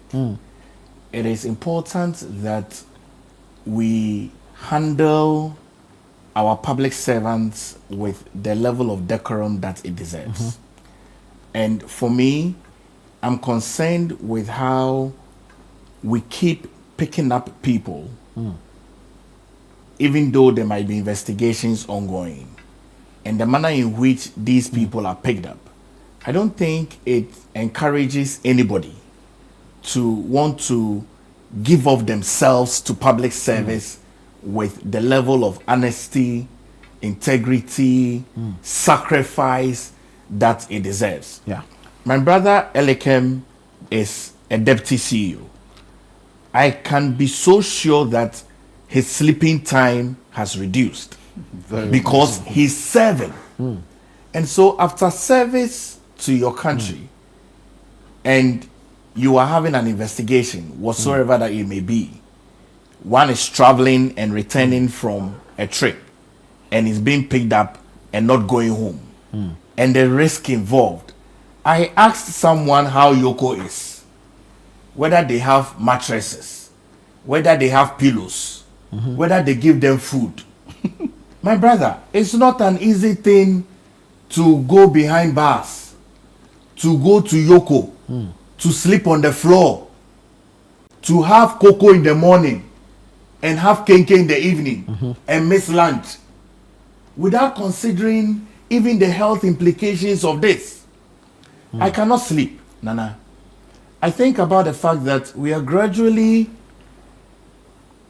growing a country where all of us as future leaders of Ghana would have either of all witnessed going to prison. But that's not the pathway to heroism. And so we are not asking that people should not be kept accountable. Public accountability and public trust is a fulcrum of democracy and our governance. But the processes, for me, triggers some fear and triggers some threats of our democracy. And I think that the government must look at it. On wager and the pickup of the contractor, same thing. Public trust, public accountability. Yoko is mandated by the Constitution to be able to do that. But I think that we must also look at the processes within which we go through. Now we are building our democracy. True. And we must have hindsight behind us. Governance is a continuum. Today the NDC is in power. Tomorrow the NPP is in power. There are people who do not even understand the processes within which people go through for these arrests to come through. And we must understand, we have grassroots followers. We have masses. And so if different political parties begin to throng the street and make the governance of President John Dramani Mahama and the NDC ungovernable, whose interest is this? So for me, I think that caution must be guided. I'm very sorry for this arrest for my brother Miracles. I'm saddened by that, and I don't think that is the way to go as a democracy and as a government from the NDC or even President John Dramani Mahama.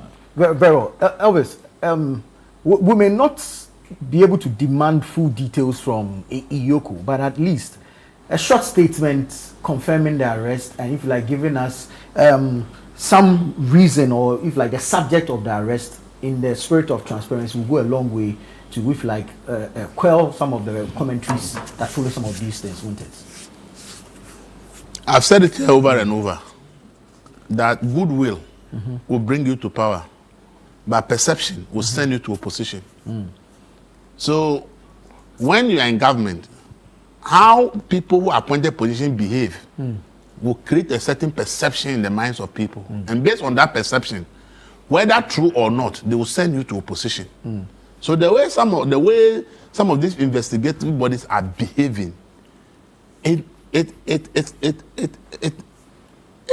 something I don't know the word to use. In the case of Miracles, I'm told that he had rather travel outside the country and he was returning to the country. Ever since NPP lost power, Miracle has been in this country. He is in one radio station, on TV station, every on day Thursdays. on that doing his program. So there's no way Yoko can convince me that if they are looking for Miracles, they can't find him. There is no evidence that any invitation has been extended to him and he didn't honor it.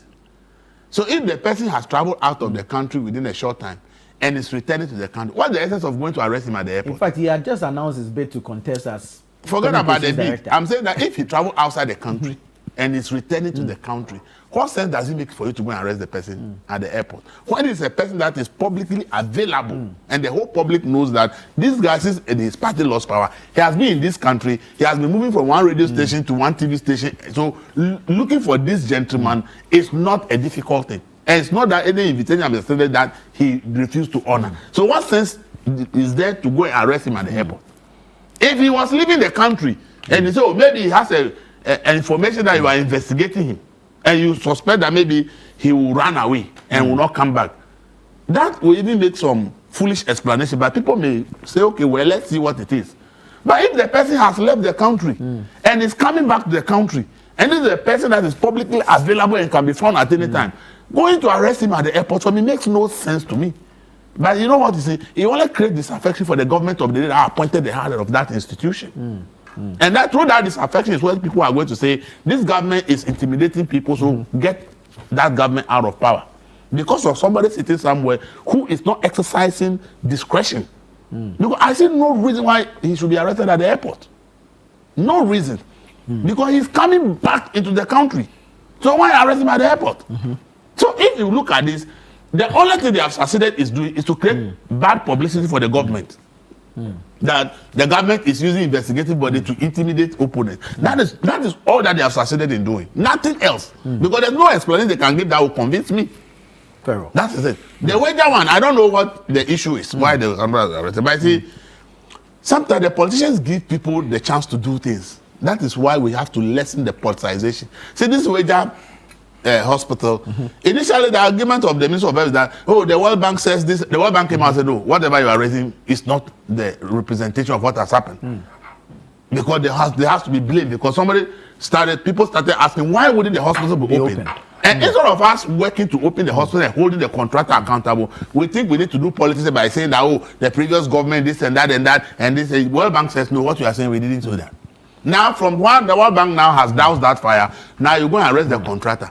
I don't know why he was arrested, but I think that when government changes and new party comes to power, if it's about projects and programs that government has given money to people, once you are trying to exert accountability from the past appointees, also look at the contractors and individuals that the monies have been given to do the job. That is what because now hospital then not be open is a waste of state resources. Because it need to be open so that people whose children need health care can go there. So leave the politics aside, fix the thing, let the thing be working, and let's get it done.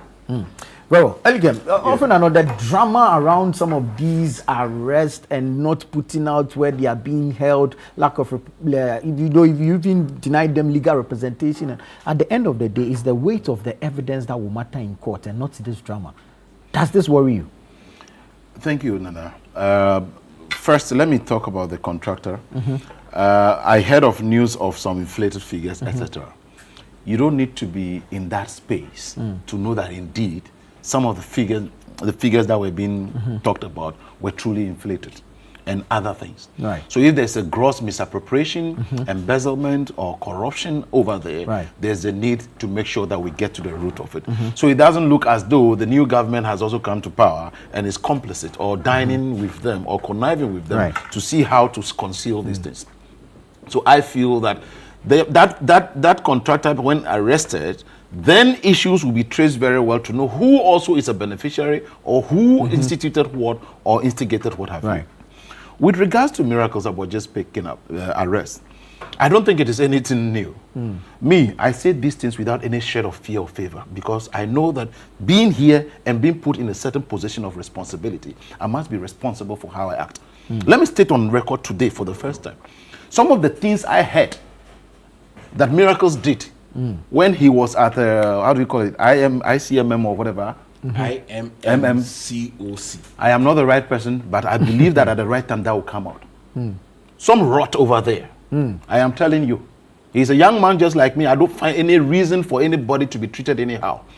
If, however, he was malhandled, abused, etc., that is a strong case that he must make up. But why? Since when did the MPP people want to preach to us? You see, when you see, we don't, the hypocrisy of cherry picking. Me, I don't. You see, I don't endorse wrongdoing. But when you do it and you are being paid back, you should be mute. How was Chachu Chikata picked up? In church. I can give you a list of the way John Jinapo, current Attorney General Ayini, how were they treated? Did we not witness these things, or we think that we have short memory and therefore we do not know this? And then suddenly, I do not approve of any misapplication of the rule of law. People should not think that national security operatives operate by textbooks. It is by intelligence and what they gather over a period. I do not wish Dennis any ill at all under whatever circumstances. He and I always have friendly engagements. We have strong rebuttals as well too. I do not. But if for whatever reasons he is found culpable of anything, for which reason, and again, like Elvis said, he's been in this country, has not gone out, etc. When did the intelligence officers decide to go after him and didn't find him or what have you? I am not privy to that. Like you said, what we all expect is that when things of this nature happen, the IOCO or the agencies responsible should come up with some information. But the point also is that because of you, the media as well too, the moment you hear this information, everybody wants to be the first to break news. So you are not ready to sit to question, to ask, to inquire, and find out, oh, what is the reason for this? That somebody already has his own headline to say. They won't give you the information. That's the thing. You see, you have concluded already there. Maybe you've engaged one person and they never gave you, so it means the others will also not give you. It could also be that yes, they will not give you. But how you even put out the information is what twists and the twists and turns we all put to it, because everybody wants to be the one breaking the news. So I believe that the rule of law must always apply. I am waiting to hear if, for instance, miracles will come out that he's been maltreated or not abused. Because I saw a question like, look, his lawyers also want access to him. That is a fundamental right, which must be also allowed. And if that be it, that is what needs not to be infringed upon. Elikem, thank you so much. Elvis Darko, thank you. Dr. Palgrave Boache Danko, thank you as well. This has been the News Review segment here on Breakfast Daily. I am Nana Tufo Boateng.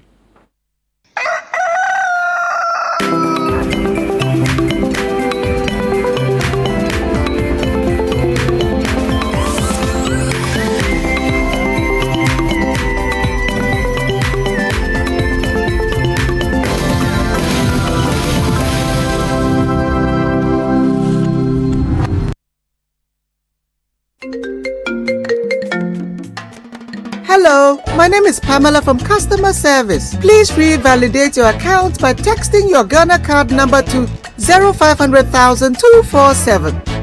Hey, Abili, wabadim.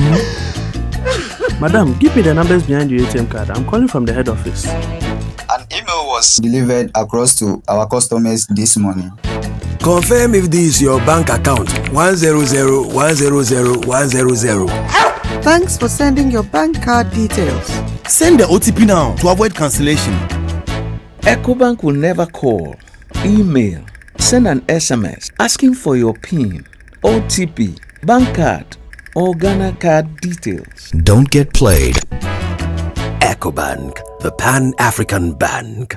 Hello, please, I'm calling from Customer Experience Center.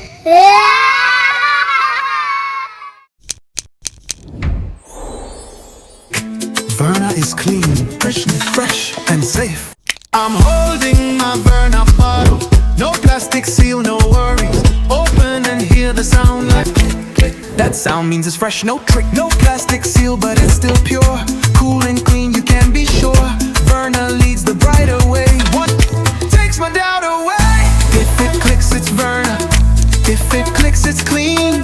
Sip it, feel the difference. Verna water, pure and green. Click, open, sip. Click, open, sip. Chalet Verna, no stress, just sip.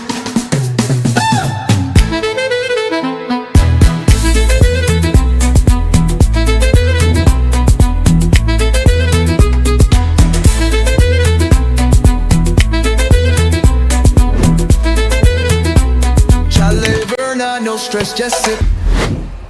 This advert is FDA approved.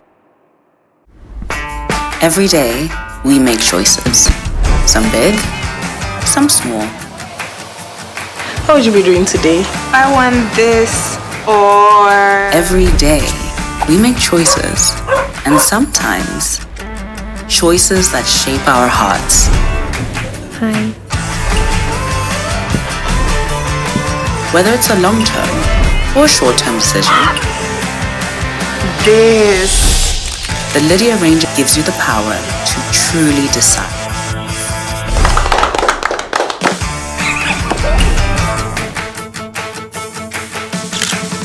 With Lydia, you truly decide. We often find it easier to forgive others than to forgive ourselves. The mistakes we made, the opportunities we missed, the decisions we wish we could take back. But healing begins when grace meets accountability, when we acknowledge our mistakes without allowing them to define us. This week on Lifeline, we continue the difficult but necessary journey of self-forgiveness. There are hidden painful wounds within that people deal with. I'm talking about mistakes you remember, regrets that keep playing back. I'm talking about that loud voice condemning you every time. Now, I know forgiveness is very hard, but self-forgiveness is harder. Welcome to Lifeline, where psychology meets with theology. When you look at yourself as a perfect being, and you miss the mark, it's become so difficult for you to process and forgive yourself. You will look at yourself and ask yourself, is it me who did this? If you can process this guilt and this shame very well, you will live your purpose. It is not the end of your life. You are still the man. So I'm saying to you, even though you have messed up, you are still the man. Lifeline airs every Tuesday and Thursday at 10 p.m. prompt only on Channel One TV.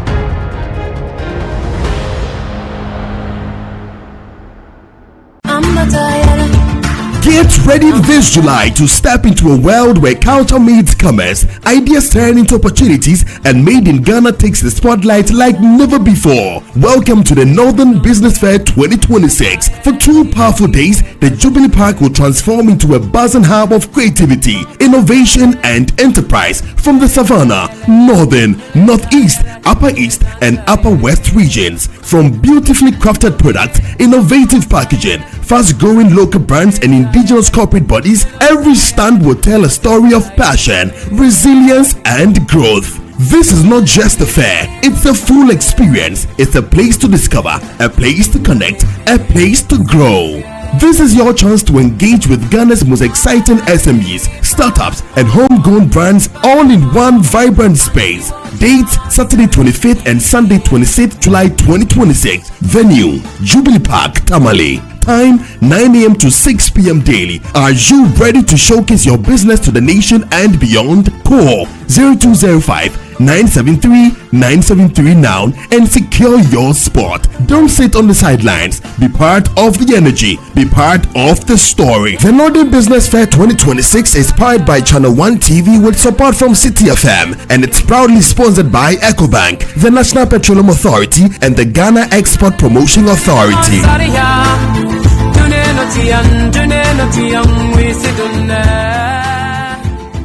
Welcome to The Point of View. This is your favorite current affairs show here on Channel One Television. On The Point of View, we pick the right topics, get the right guests, and ask them relevant questions on issues that matter to you. With the complexities of the issues happening around us on a daily basis, it's the hard-hitting conversations and the probing questions of The Point of View. So what is the Public Account Committee's job? So what we do is to scrutinize, clarify, and find out why certain infractions have been made. What do these IMF programs try to do? The current program is for budget support. Okay. There are no projects attached. That teases apart the twisted entanglements of politics and governance, as well as religious and social discourse. The Point of View brings you the policymakers and duty bearers and drills down to the very bottom of issues. What authority do you have? The Point of View airs every Monday and Wednesday at 9 p.m. only on Channel One TV.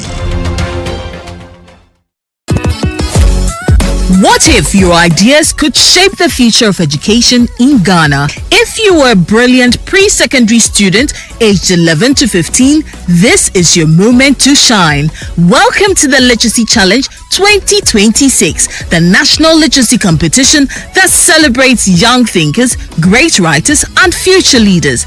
This year's challenge is all about artificial intelligence and education.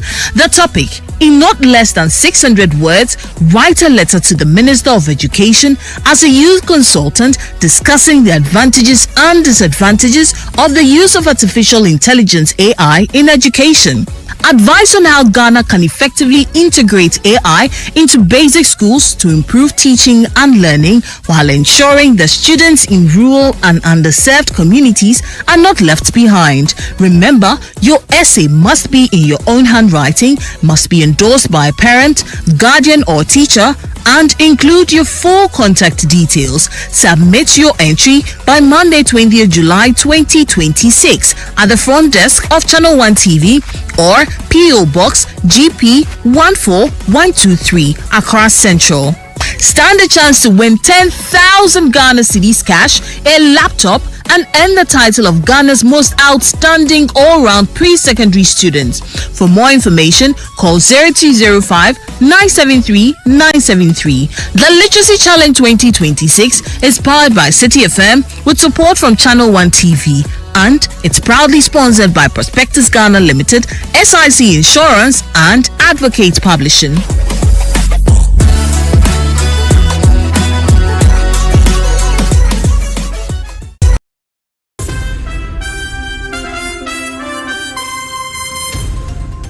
Hello and welcome to the Channel One newsroom from our studios at number 5, Ola Hansen Lane at Tesano in Accra. I am Nanatifu Obuati. I'm Frema Edunyame. I am Umaru Sanda Amado. I am Elisafo. I am Charles Osukumi. I am Makosia Ochre. They've given you land to build an airport, and the airport is named after them, and then you are going to change it and put your name. We hear a Jumara National Apprenticeship Program in Kokon Kete. Well, they are paper.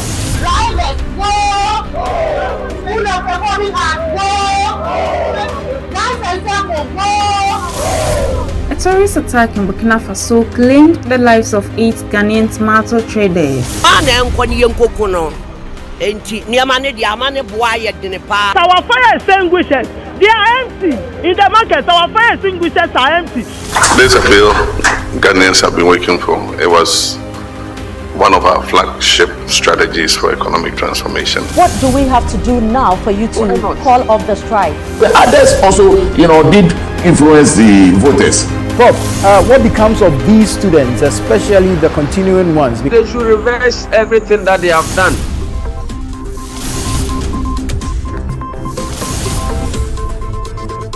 Channel 1 Newsroom airs Monday to Sunday at 8 p.m. only on Channel 1 TV.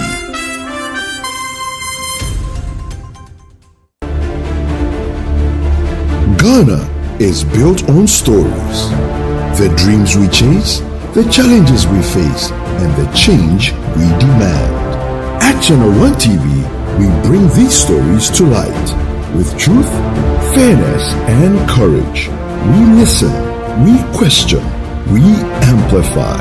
Because when your story is told, change begins. Channel 1 TV.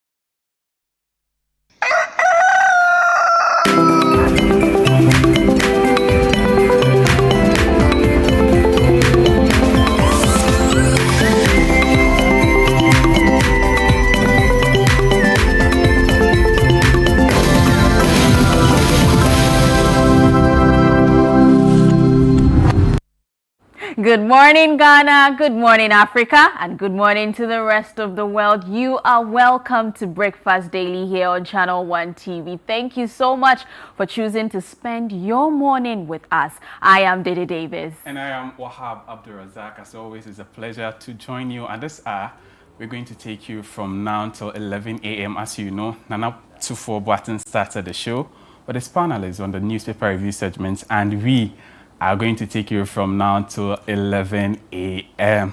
Well, how was your weekend? I miss you, by the way. I know do you don't too. miss me, but I do. Right, so it's just one of those weeks where everything keeps you on your toes, busy schedules, insightful conversations, and yes, we are here. Did you catch the match with between Norway and England? Unfortunately, I missed it, but the highlights were all over social media, and I loved it. You missed it. How about you? Did you? Yeah, Norway did well. I mean, England wasn't seen top in the beginning, but when Norway scored one, it sort of kicked something in them, and they were like, no, did they really score us? No, we have to score.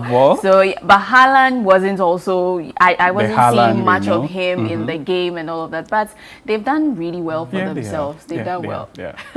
Anyway, today, someone special was born. And guess what? It's our very own, the visionary, the one who put this whole establishment together.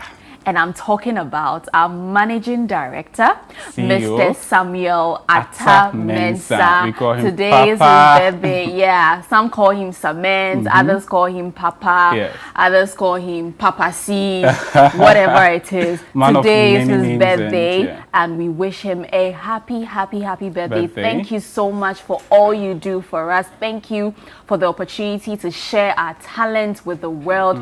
Thank you for your exemplary leadership. We are truly grateful, and we hope that today you have a beautiful happy birthday. Yeah, happy birthday to you, Papa. Yes, may the good Lord preserve you for us.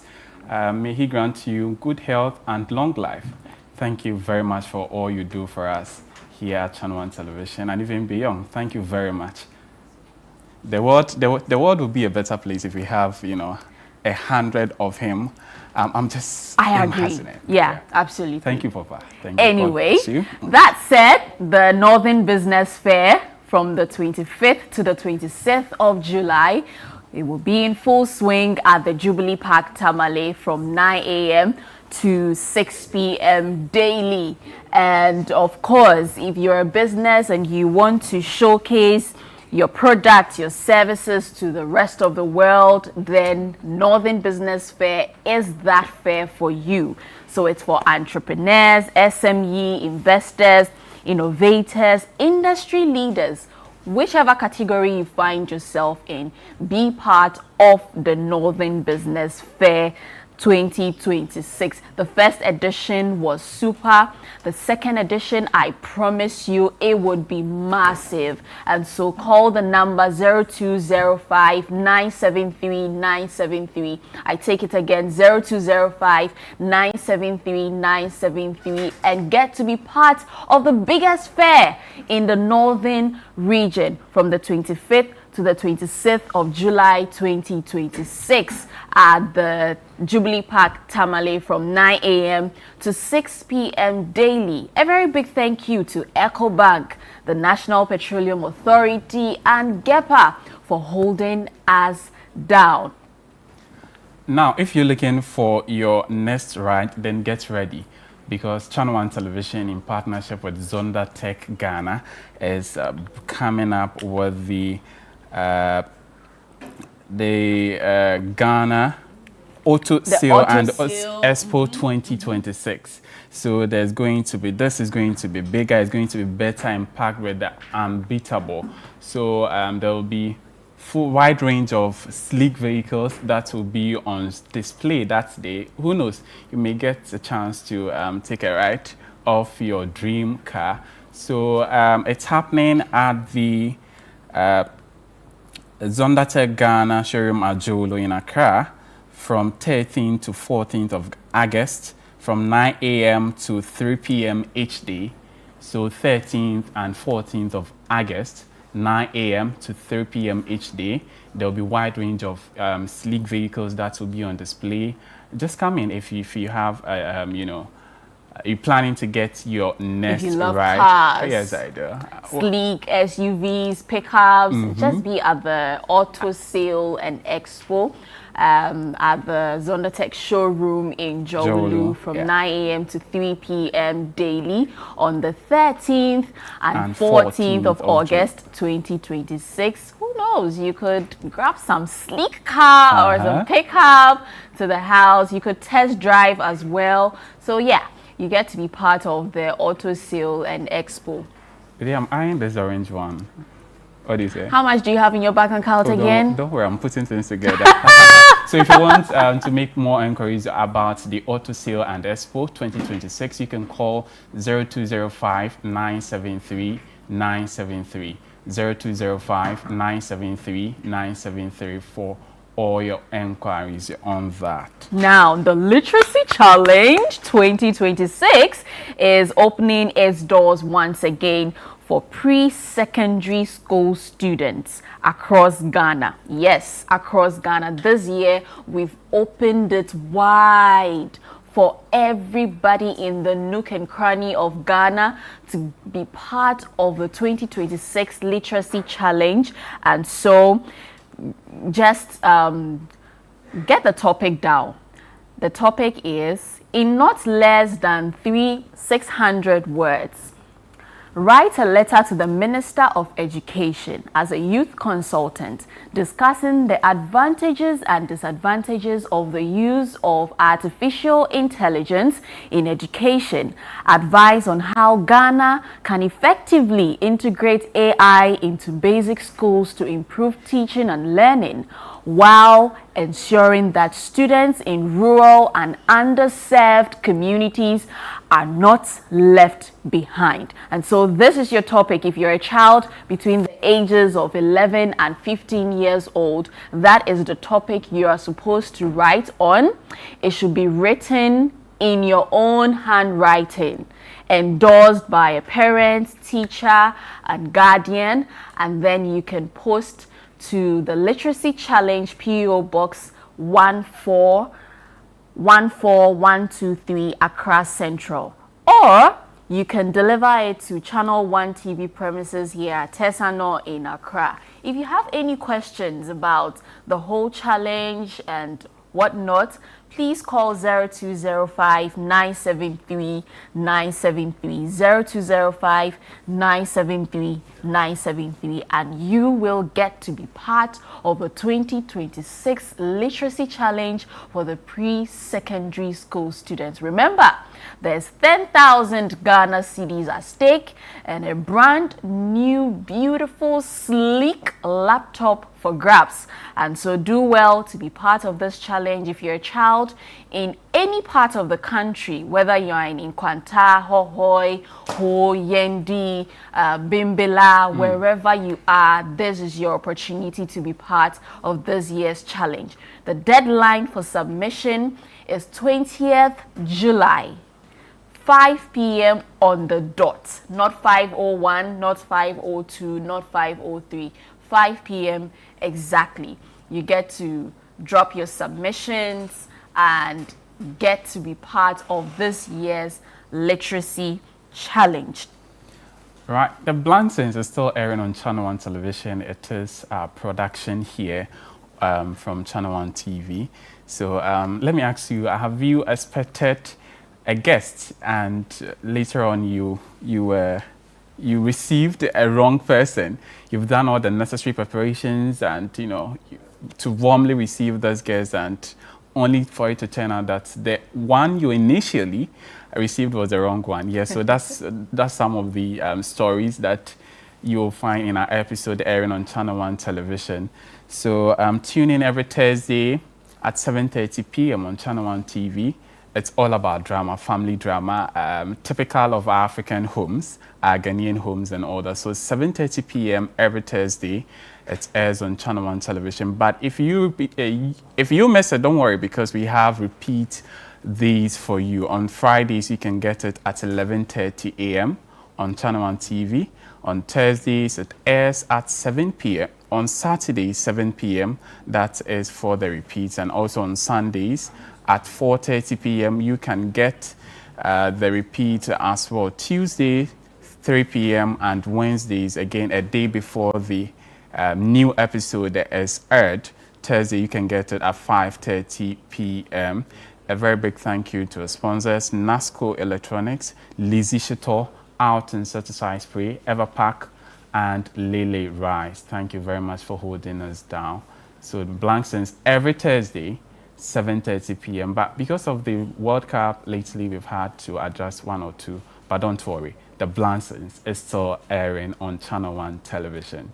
Yes, and talk of people who have held us down in our productions, in our events, I forgot to acknowledge our amazing sponsors for the Literacy Challenge 2026. And they are Prospectus Ghana Limited, SIC Insurance, and Advocate Publishing. Thank you so much for coming on board on this year's 2026 Literacy Challenge. Wahab, are you ready for some music? I am. This morning... You don't look ready. Yeah, I do. It's a surprise though. This morning, I nearly mistook you for Prof. Ifa Kaufman, but that's your horrible... the National Science and Math Quiz mistress. Well, maybe it's a sign I should start, pursuing my PhD. Hurry up. Prof. Didi. Anyway, it's time for us to enjoy some music. And we have Atakwe on standby to give us some good music. Do enjoy.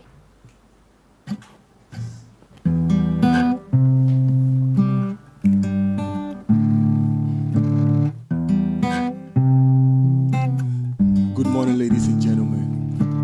So I go by the name Atakwe. But you go if you call me Atakwe, Yeah, that's your. They said a problem shared is a problem I've solved, but I can't trust nobody, no. I keep my hour to myself, yeah. So love me where I go. Ankunam. All the things I've been through, nobody for know. Like the sun, I know so one day man go shine where them go know. Came through with a smile on my face. You should see my soul inside. It's tearing up and I'm dying slowly, oh no. So make nobody call my phone. I just wanna be alone. And if they ask me how I'm doing, tell them I'm okay. I've been doing good.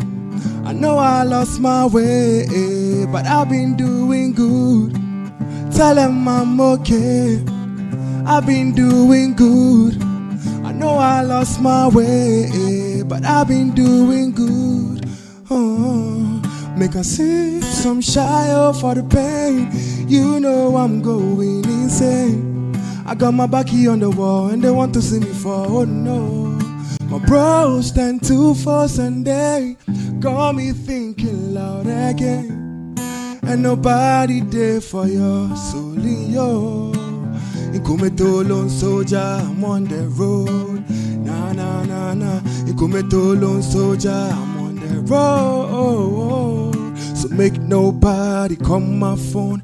I just wanna be alone. If they ask you how I'm doing, see, tell them I'm okay. I've been doing good. I know I lost my way, but I've been doing good. Tell them I'm okay. I've been doing good.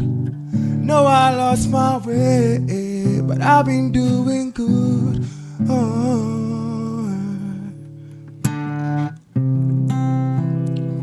All right. So this next one, it's titled God Engineering, yeah? That's my latest release.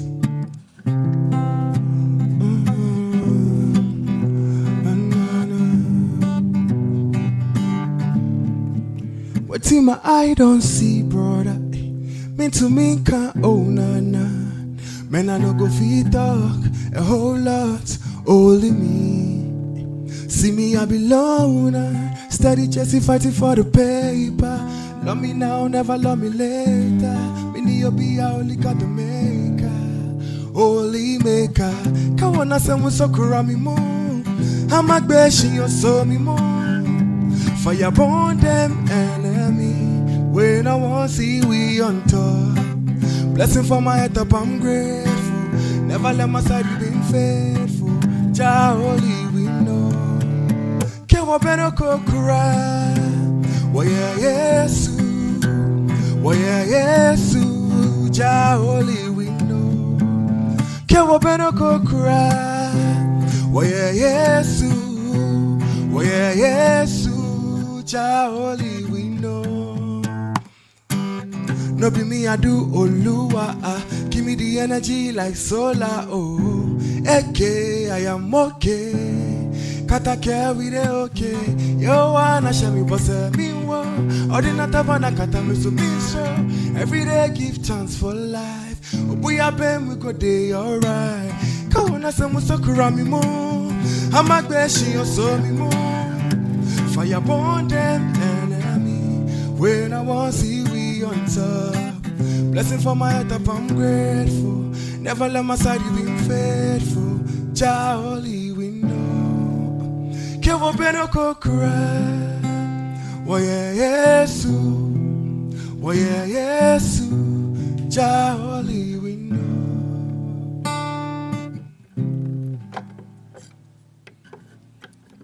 Alright. So I want to do something for the lovers, right?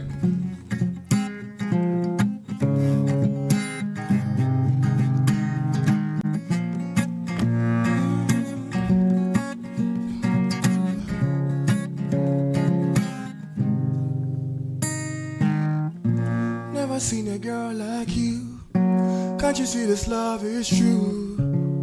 To bunna dame Sarah, Sada me po. Anytime I look at you, you take me places I've never been before. This love is real for sure. It's a dream come true, baby. I put the ring on it 'cause she my lady. Forget the sugar, you be honey, eh. Mini pong on, I can't ilele, onga, eh. I no go fit to surrender.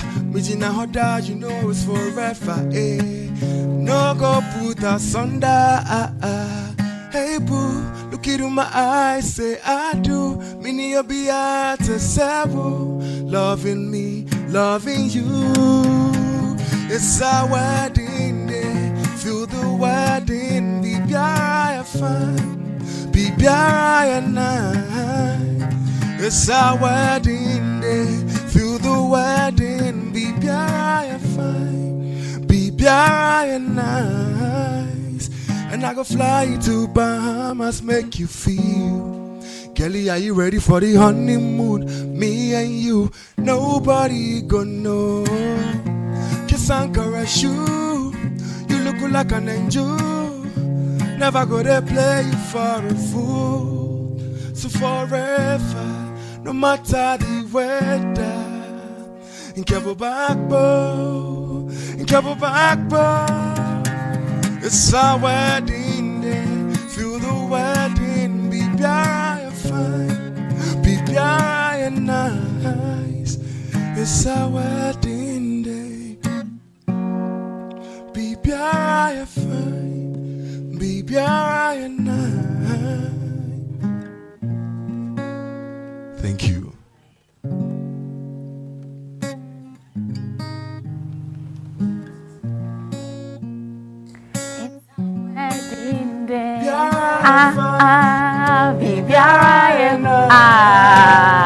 It's our wedding day. Come on, be biara. Be biara. No one Joe walk on my body. Joe walk on my body. Joe walk on my body. No one Joe walk on my body.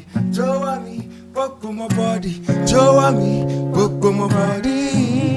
Wow, Atakwe, that was a beautiful one. And my favorite is this one.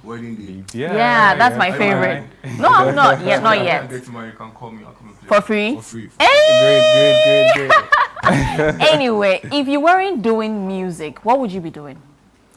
I think I'll be a footballer. Whoa! Because like growing up, that's what I wanted to become. But I mean. So how did music find its way? So like I grew up in a musical family. Okay. I've been doing music like since class 1 to GHS. I've been like doing music the whole time. I've been in school choirs. Like I've been singing in church a lot of times, and I think that I didn't know I would do music professionally, but after SHS, I realized that this is what I really wanted to do. So here I am today. So how many songs do you have to your credit? I have like 4 songs out. Okay. I have Blessings, I have 10 Toes, I have Ajo, and the recent one I just dropped titled God Engineering. Wow. So all the songs you sang are your songs? Yeah, they are my songs. Some are not released yet. Wedding Day is not out yet. It will be out very soon. Yeah. Oh, so we are privileged. Yeah, exclusive. Yeah, but God Engineering is the one currently like out there. So yeah. Which one did you release first? Okay, I think I released Blessings. Okay. And then 10 Tools, Ajo, and then God Engineering. What was the inspiration? Blessings. How did it come about that? So Blessings, I think one day I was like having some quiet time at the rooftop, and then I got the beats from my manager, and then I decided to like just do something with it. I actually wanted to write a love song, but I don't know how it happened. I ended up writing Blessings, like just thanking God for being good to us and all of that. Good. So what next for you? Okay, so next is we have like an EP coming, hopefully before the year ends. Yes, and then currently what we are promoting right now is God Engineering. The song, like I just dropped about 2 months ago. Yeah, that's what I'm currently promoting. Wow, that's very rare. Not a lot of musicians are able to play instrument. How did it come about that? The guitar? Yeah. Okay, so the guitar, it was never planned, honestly. Like, it was never planned because it was gifted to me by a friend. Yeah, shout out to Sylvia Chinebo Akodia. Yeah, she felt like I could learn how to play, and then she gifted it to me. So I had to like go on YouTube and learn everything myself. So I just learned everything myself. Good. Yeah. Atakwe, who is your biggest inspiration in the music industry? Go close to the mic. I think it will have to be Sarkodie. Yeah. Hey, yeah. But the pump, but the Sarkodie like literally made me fall in love with the music profession. Okay. Yeah, like everything about his brand, and so I even started off as a rapper to like branch to sing. So Sarkodie has to be Sarkodie. Have you met him yet? No, I've met him from afar, but I've not like met him in person. Anyway, if Sarkodie is watching, I hope this is your cue to invite Atakwe. Bid it, highest. Anyway, so we are wrapping up the conversation.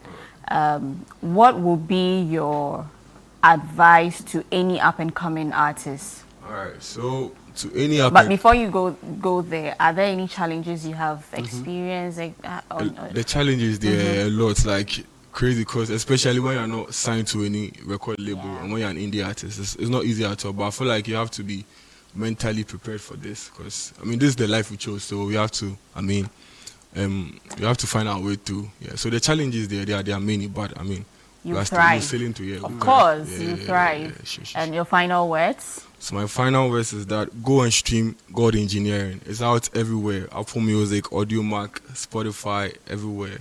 And then shout outs to my mom, Auntie Ruth. I love you so much. Yeah. Hey, anyway, thank you so much, Atakwe, for that beautiful. It's my wedding day. It's my wedding. Bibiaraya. Beautiful one there. Go and stream on all platforms, Atakwe, and enjoy. Let's support a talent. Very good one. Let's support him and give him all the support that he deserves. Up next is What's Trending.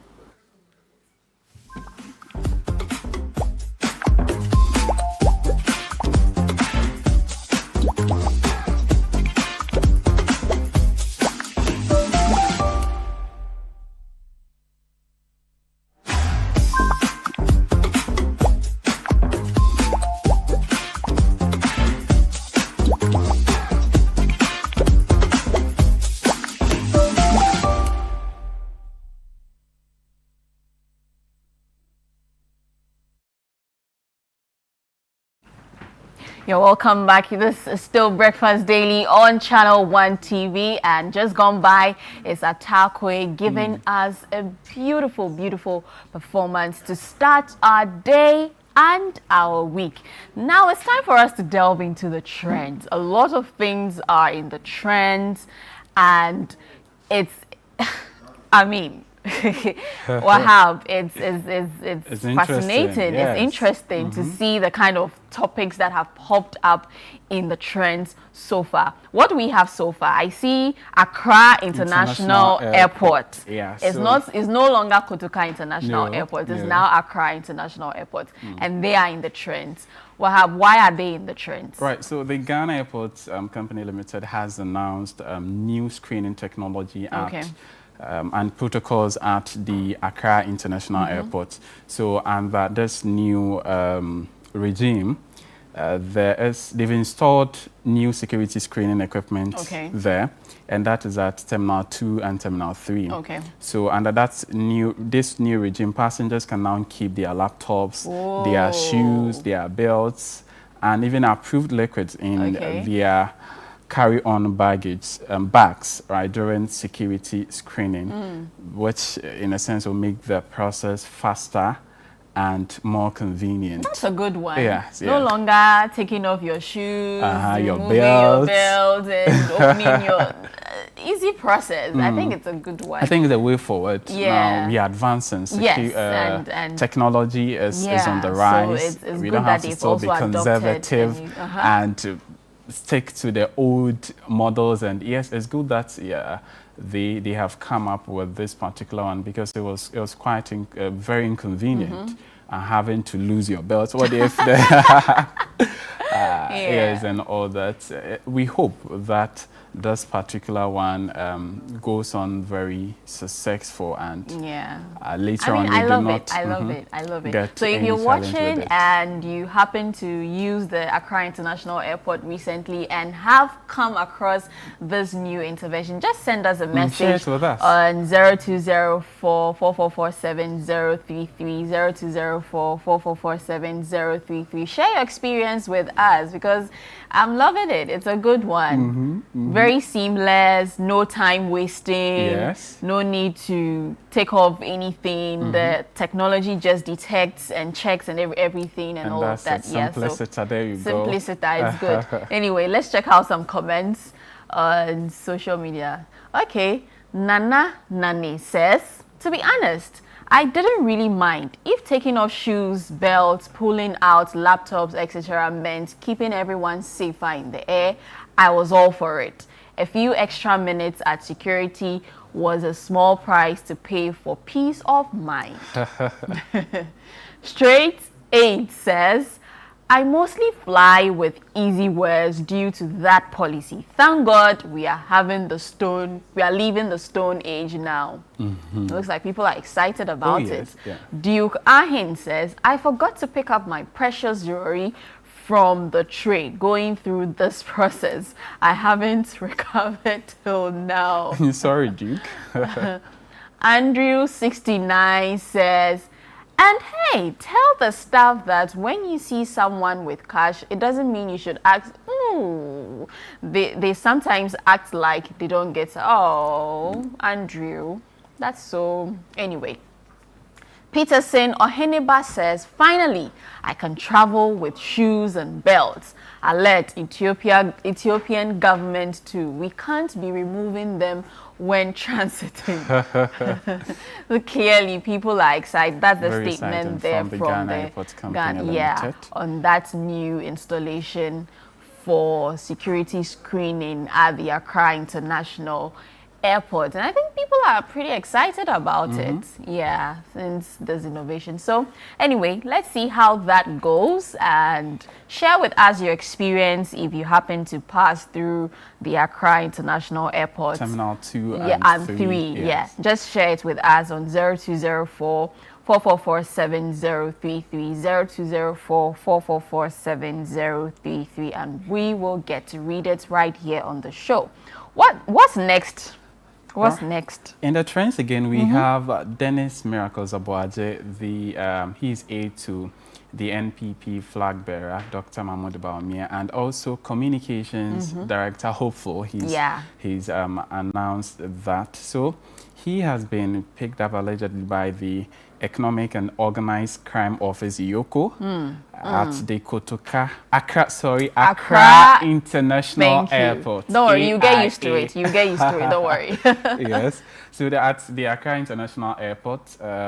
So this was disclosed by the MPP's General Secretary, Justin Frimpong Kodja, in a Facebook post, and he described the arrest as intimidation rather than lawful enforcement action, and is alleging that it forms part of a pattern of politically motivated invitations, arrests and detentions targeting members of their party, the NPP. Oh, that's a sad one. Well, so the General Secretary from Ponkodia, he is cautioning security agencies, the state institutions, against being political, using arrest as political tools, insisting that the public agencies. So that's from Justin Kodja Frimpong's statement on there. Facebook. Says, release. On Facebook, yes, that release Dennis Miracles Abuaje now, and now is in capital letters.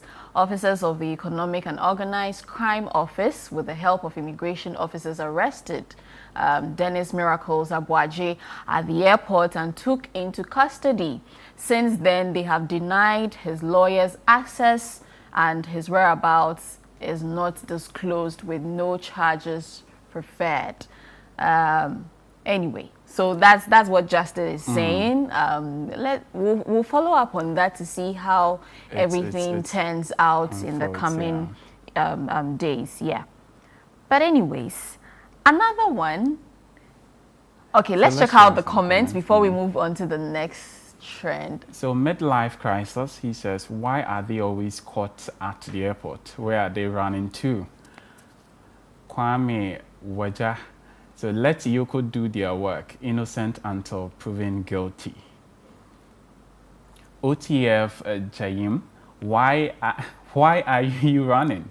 With laughing emojis. Hosbid Ashmal. Now they catch squad at airport pound. Who have they caught at the airport, right?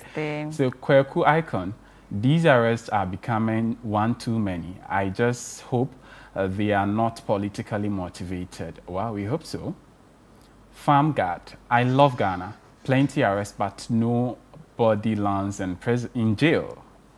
From Ghana. So these are some comments what people have been saying on social media regarding the arrest of Dennis Miracles Obuaje, aide to the flag bearer, Dr. Mahmoud Bawumia. Anyway, we'll be following up on that to see how everything turns out for him. But in other trends is we're still in the season of FIFA, the FIFA World Cup 2026, and there's been some developments. Now they are considering expanding the teams, Wahab, to 64. The very first one in Uruguay was 13 teams, then it moved to 32 teams, and then now they are considering expanding it to 64. There seems to be another history teams. in making. Yeah. And I think it's a good one because it would give an opportunity for other countries, like the not so known ones, the smaller ones, to also partake in the World Cup. So yeah, I think it's a good one, and let's see how that pans out. And it will be a lot. Exactly. Because even the current one... We have 3 host nations, so and it means we're going to have more countries hosting.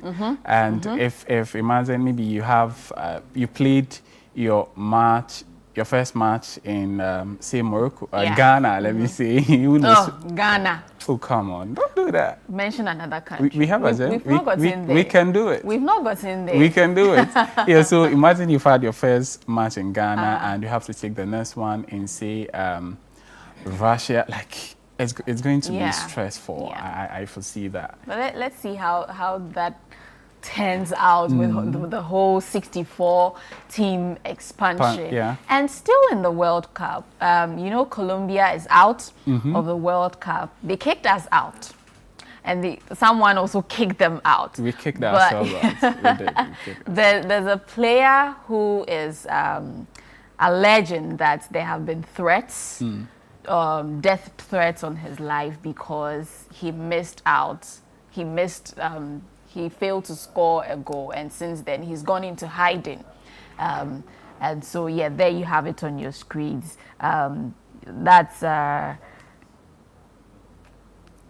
That's Compass.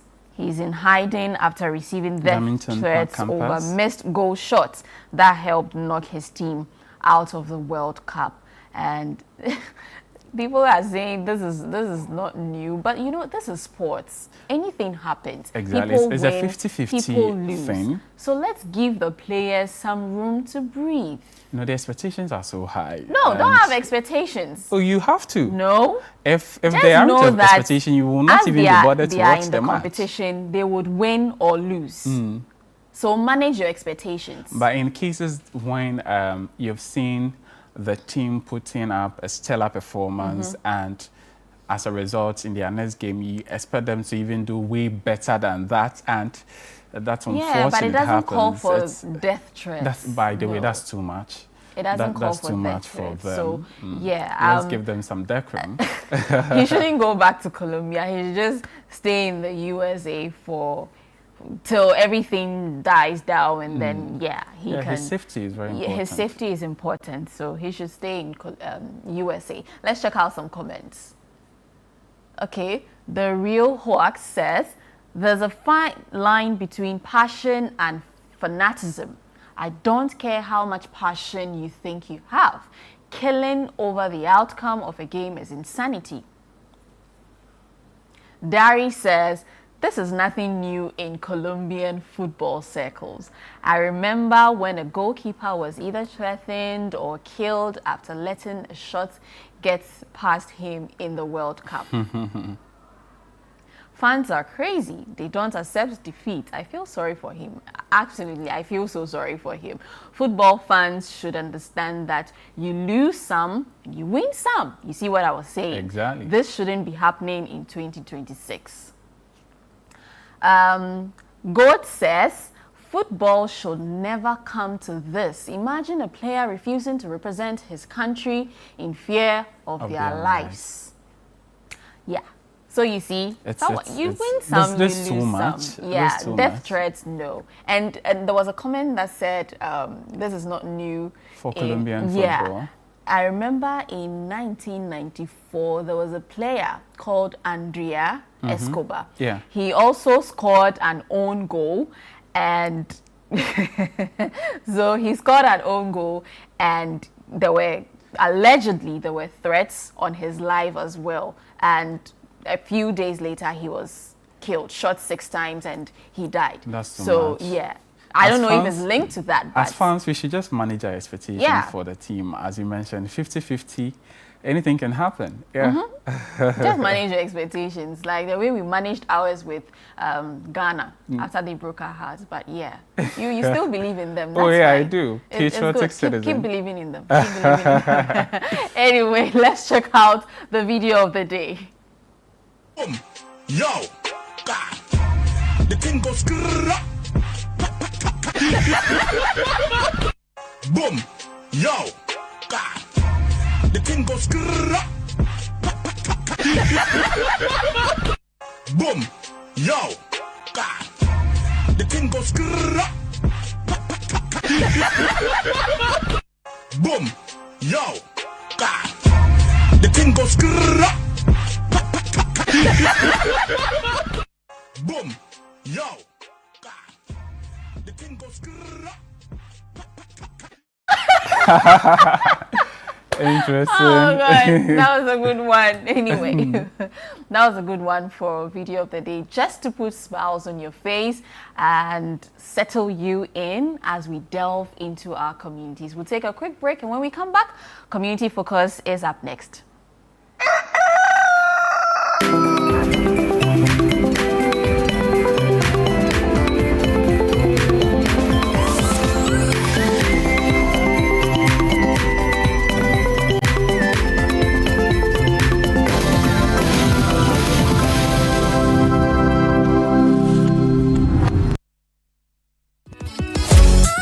What if your ideas could shape the future of education in Ghana? If you were a brilliant pre-secondary student aged 11 to 15, this is your moment to shine. Welcome to the Literacy Challenge 2026, the national literacy competition that celebrates young thinkers, great writers, and future leaders.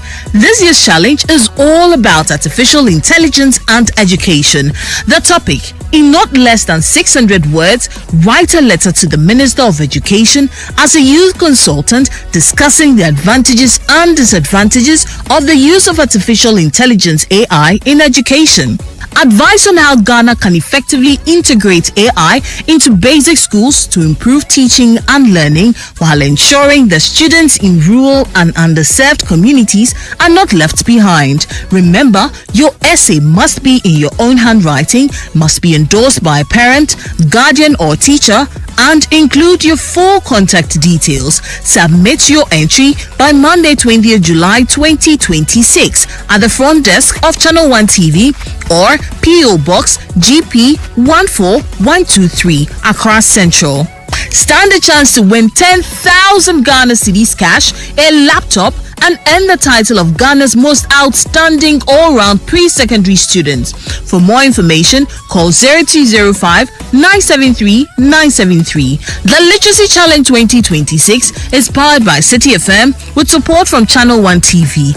And it's proudly sponsored by Prospectus Ghana Limited, SIC Insurance, and Advocate Publishing.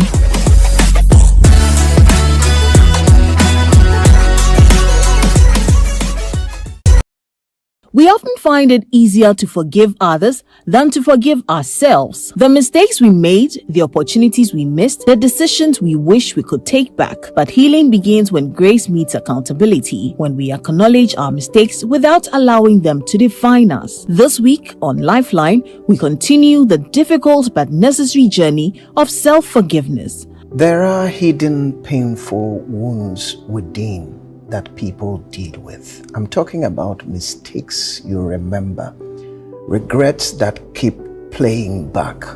I'm talking about that loud voice condemning you every time. Now, I know forgiveness is very hard, but self-forgiveness is harder. Welcome to Lifeline, where psychology meets with theology. When you look at yourself as a perfect being, and you miss the mark, it's become so difficult for you to process and forgive yourself. You will look at yourself and ask yourself, is it me who did this? If you can process this guilt and this shame very well, you will live your purpose. It is not the end of your life. You are still the man. So I'm saying to you, even though you have messed up, you are still the man. Lifeline airs every Tuesday and Thursday at 10 p.m. prompt only on Channel One TV.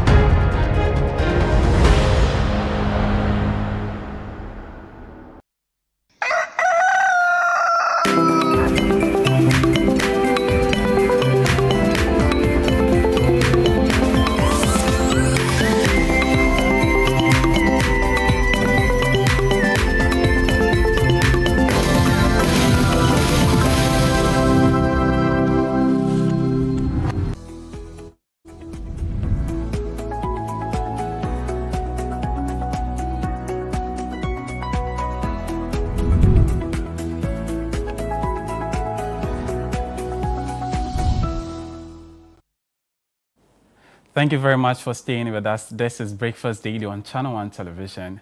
It's time now for Community Focus. And following President Mahama's directive after that June 29 devastating flood, the national cleanup exercise was held on Friday and Saturday. And let's check out these reports from Ashanti region, Central region, and also some in Accra. And then we delve into what really transpired after the exercise and all that. Speaking to journalists during day one of the ongoing national sanitation cleanup exercise in Kumasi, the mayor explained the challenge in mobilizing residents for the exercise since Saturday is not a working day. He believes holding the exercise on Fridays, which is a working day, will make it easier for managers to mobilize their workforce to help the country achieve its sanitation goals. The work volume that we have seen done here, and it's not something that if we came with a normal KMA staff, would be able to cover this whole stretch that we have been able to. I am believing that it is because of Saturdays, they are not at their workplaces and their homes. So when we come out, we don't get them to participate. That's why I'm saying that if we look at it again and have the sanitation days observed on the first Friday of every month instead of the first Saturday of every month, it will help us to achieve our goals. Meanwhile, the municipal chief executive for Ansekwara Mampong, Ben Abdallah Al-Hassan, warned that shop owners who fail to clean their surroundings during Friday's exercise will face prosecution, describing the poor participation in the cleanup despite widespread compliance with the directive to close shops as regrettable. The turnout on the part of government officials has been massive. Regrettably, residents are staying indoors. You can see that all the containers have been locked, but they are not stepping out to help in the exercise. That is why I've tasked the media team to take video and pictorial evidences of all those who have locked their shops but are not out there to support the exercise. You can see that in between containers, there are heaps of refuse that are stuck in there. Even if you are not helping in the general one, at least you step out, then you collect those heaps of refuse that you yourself have gathered in between your containers, but that is also not happening. So we are going to prosecute all of them one by one come Monday. Some traders in Kumasi have commended the ongoing national sanitation exercise, describing it as a step in the right direction to improve hygiene and prevent flooding.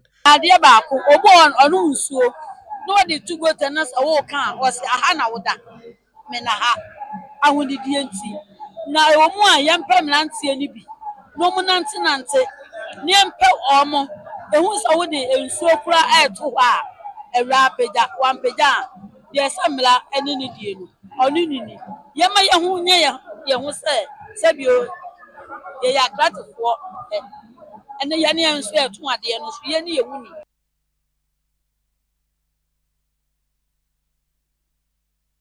Of the presidential directive saw many residents across the central region participating enthusiastically in the cleanup campaign.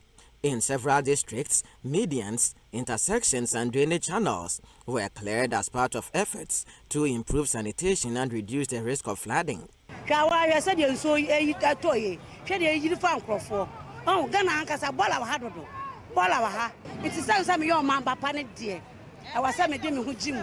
Because me and Camia, Abby, I become in your baby.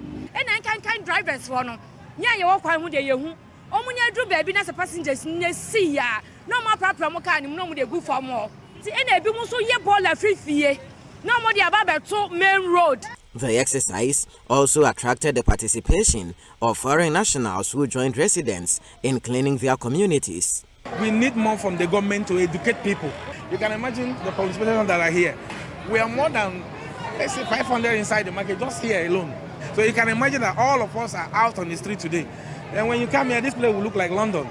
In Cape Coast, the Director General of the Ghana Education Service joined the Regional Director and students of St. Augustine's College to participate in the exercise. 21st century education that will make you competitive, but that agenda will be useless if you are indisciplined. You see, when you finish working and the whole place is neat like this, how do you feel? You feel happy, and we experience poor sanitation. It leads to a lot of health hazard. And so we are entreating you that from now on, we shouldn't wait for us to be told before we make our environment clean. The Central Regional Minister, Edwin Mwawachireyoko, called on faith-based organizations to intensify sanitation advocacy while urging residents to maintain good sanitation practices. Na mainwaje asofo wa Central Region waje atumda woboboy na dem to kwa ye kwin say ye use pulpits na the change the attitude Ghana in wesem no bokopum. Some participants, however, called on the government to establish a robust enforcement regime to deal with sanitation offenders. It's a exam company. One thing your friend say, time force. So I'm on them chrome. Ube make a cheche no one dabio wa we bro nganga no abi anisi no wa ja to me hu a obefa into da kwa kodam be makam hwe wo hu raba kokra da fom na so ha mra bia nya adwuma e se ye de mra ba se police for no money nam no wo ye police ni hu sha atade o wo so bi di nra to fom a che no fa de kwa ne yen lock no. The Deputy Minister for Works and Housing, Gisela Tete Agbotui, encouraged metropolitan, municipal and district assemblies across the country to undertake routine desilting of drains to prevent and mitigate flooding. A lot of the drains are silted, and so this is a plea to all district assemblies to make sure that they make the efforts frequently, at least they can have a schedule, whether it's every 3 months or otherwise, to be able to make as much effort as possible to desilt their drains. When you desilt, because the drains are not designed for silt, they are designed for water, and so a certain volume of water. So when you add silt, you add water and you add garbage to it, the drain is definitely overloaded and cannot perform the way it should.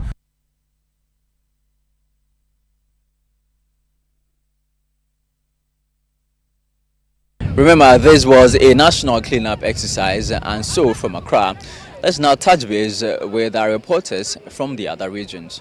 As at 6 a.m. Friday morning, government officials, civil servants, and various security personnel had already begun cleaning up streets, deserting choked drains, and collecting debris left by recent flooding incidents.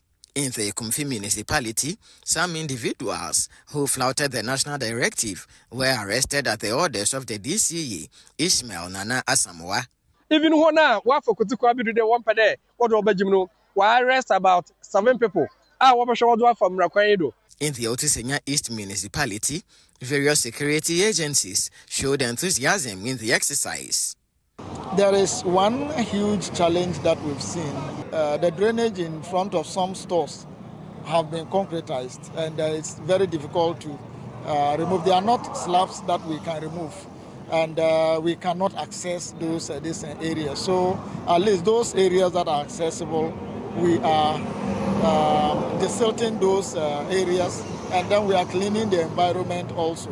However, some members of the public, including preachers of the Christian gospel, flouted the directive. Oh, yeah, I can't be. Why are you not taking part in the exercise? We are doing our own finish. So where did you work? Here. Here. Everyone is taking part and you are here. Okay, they are doing their own.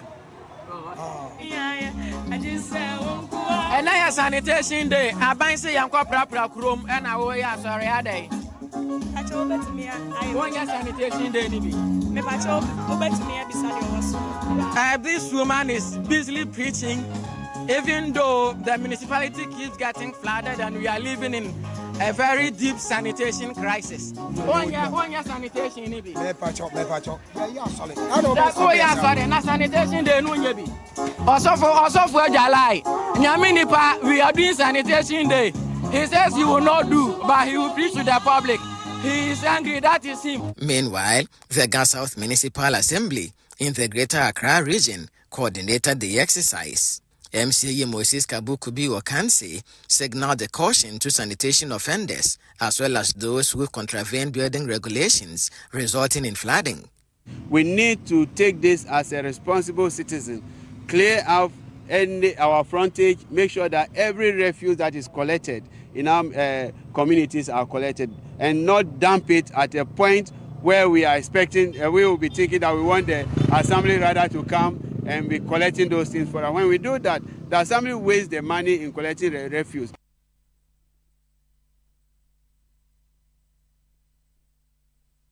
Right, so those were some reports of the national cleanup exercise that was carried out last Friday and Saturday across the length and breadth of the country, particularly the 7 regions that were heavily hit by the June 29 flood.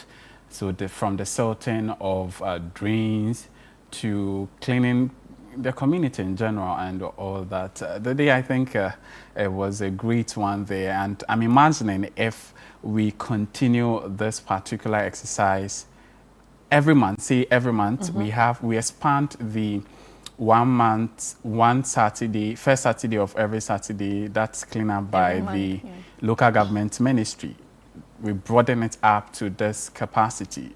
And Ghana would have been, we can now achieve the making Accra a cleaner city in Africa, maybe. Yeah, I'm particularly excited because Ghanaians are gradually seeing the essence of us carrying out some of these. The sense of responsibility. Yeah, even though in some areas a lot of people were reluctant to come out and join in the exercise, but largely you could tell that now they are like, yeah, we are all involved. If it doesn't affect you, this is a canker. Yes, your actions would affect me one way or the other. So it's good to see that they are coming out and helping in this exercise. Anyway, we have Charles in studio with us.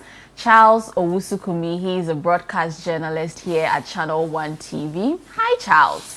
Hi, Didi. Oh, you're tired. Mr. Owusukumi. We call him our sanitation reporter. Yeah. Oh, I didn't know that. Do fantastic work. He's our sanitation reporter. Charles, you went to Malam, and then which other places? So I was in Weja. Okay. I was in some parts of Kasua. Okay. And then on Saturday, I focused on the transfer station. So I went to Tishin. There's a Zoomlion transfer station there. I just went to check it out. We know that, there are 3 things when it comes to waste management. So there's the collection, there is the transfer or transit, and then there is disposal. Right. We have major bottlenecks in all those in all those areas. So on Saturday, I just focused on the transfer stations. I was there. The president gave a directive that Zoomlion should reopen the transfer stations. So the Tishin one has been reopened, and then there were some trucks coming in. I heard you guys talking about how they should be like should be expanded into. I think this is just symbolic. We should commend the president for leading the efforts, but like I said, the waste value chain needs to be overhauled. Like there needs to be like a proper conversation about how we collect waste first of all.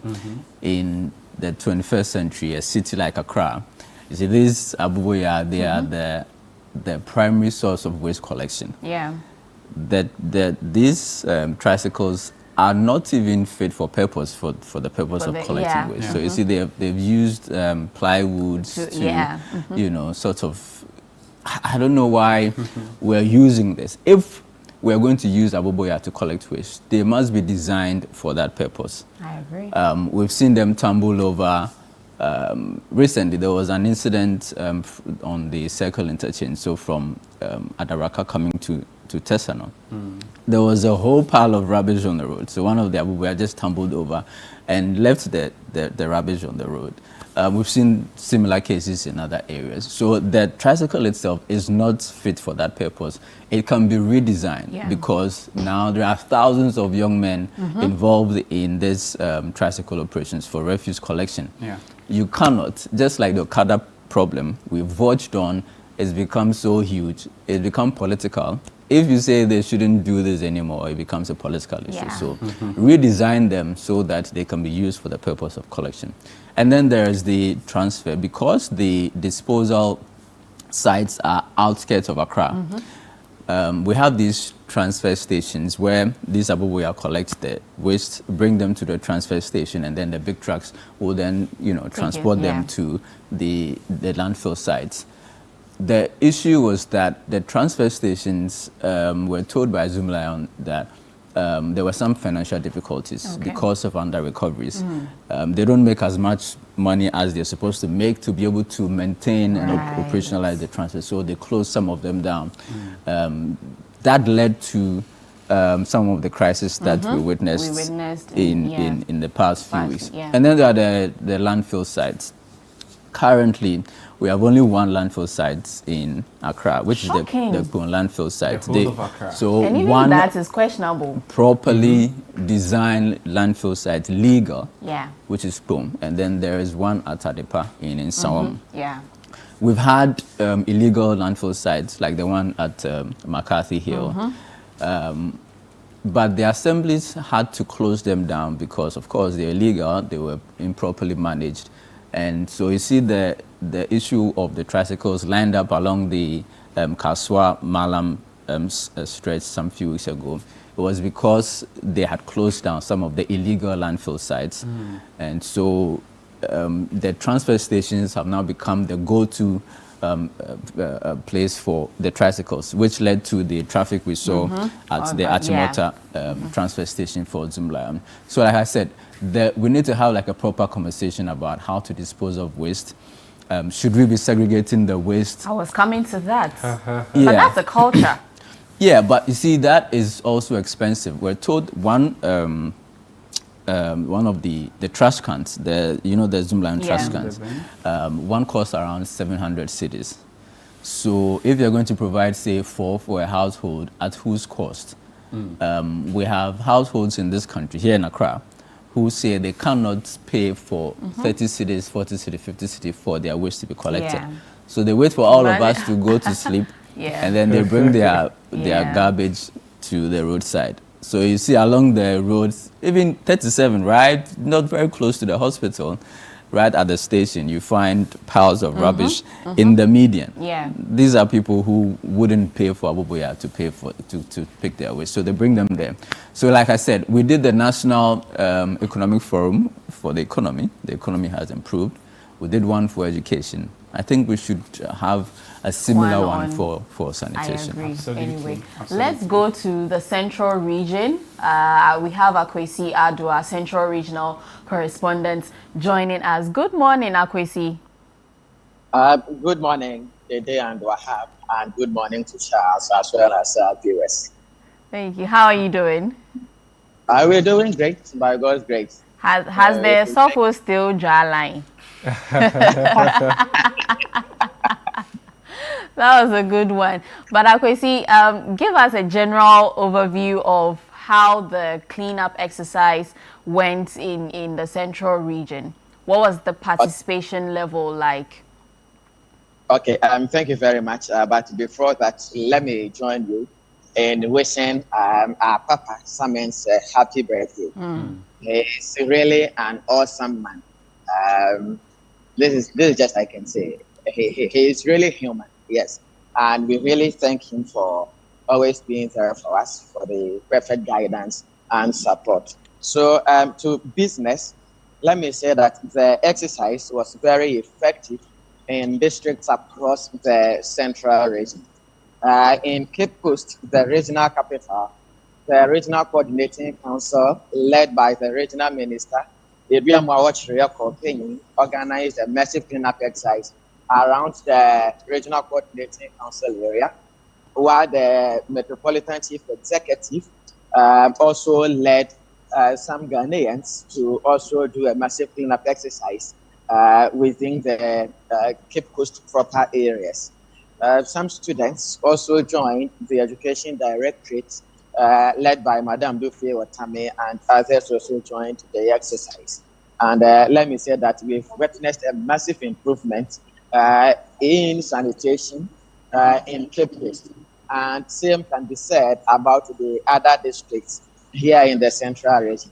Participation on the part of government officials and then the state security officers, as well as various civil organizations, let me say, was top-notch, except to say that the ordinary citizens, most of them, decided not to take part in the exercise. And it is very concerning that we have all contributed in creating a very horrific situation so far as sanitation is concerned, because here in the central region, just a few years back, we witnessed or we experienced widespread cholera outbreak leading to the loss of lives. And then we are called upon to come clean the mess we've all created, and people have decided not to take part. That is the only aspect that I am very much worried and then concerned about.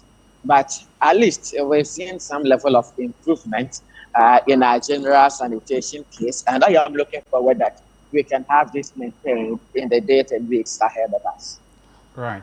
I'm sure you engaged some authorities during the exercise. What have they been telling you about mechanisms to enhance and keep this particular exercise so that our sanitation is improved?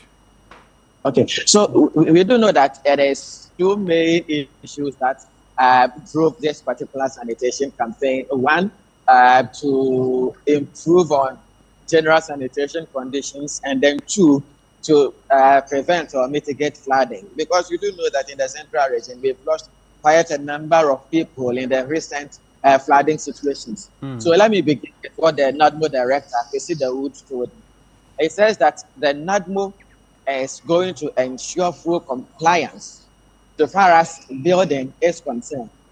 And they are going to try every possible best to have gutters or drainage channels routinely desilted in order to prevent flooding. Now, when that is done, we are going to ensure that everybody complies strictly with every regulation that has been made to ensure that we're able to prevent flooding. And then on the part of the various MMDCs, what they have been telling me is that they are now going to ensure that the sanitation or environmental health departments of the various MMDAs are up to task to ensure that people follow strictly sanitation guidelines.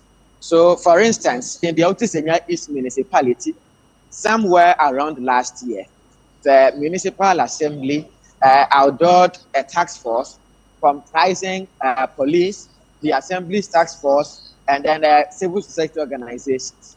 So they are going to have the work of this task force reactivated. And so they would ensure that people would not litter anyway or anyhow. They are going to ensure that people do not bring residential waste and then have it deposited along curbs or medians and also at intersections, because these are the main contributing factors to poor sanitation condition in the central business area of the Awutu Senya East municipality, that is Kaswa. And then also the member of parliament for Awutu Senya West, Gisela Gochi-Tete, who doubles as the deputy minister for works and housing, has also encouraged metropolitan, municipal and district assemblies to conduct routine desilting of secondary and then drainage channels, while the central government also takes care of the main ones. She's also mentioned to me that government is having it in plan to ensure that areas that need major drainage works to be done or engineering works to be done would also be catered for, just so we may be able to prevent flooding in our communities.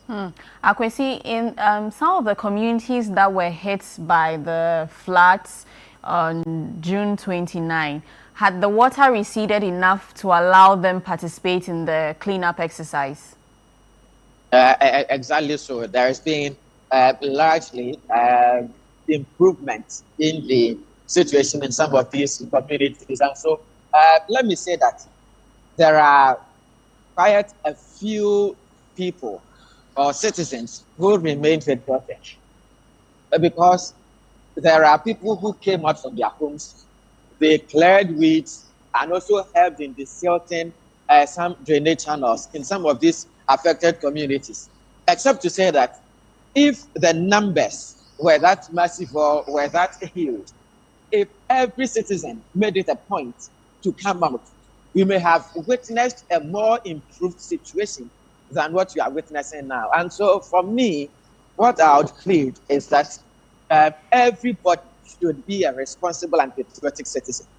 There's nothing wrong with you coming out to help or join in communal activities geared towards improving sanitation and also reducing or mitigating flooding.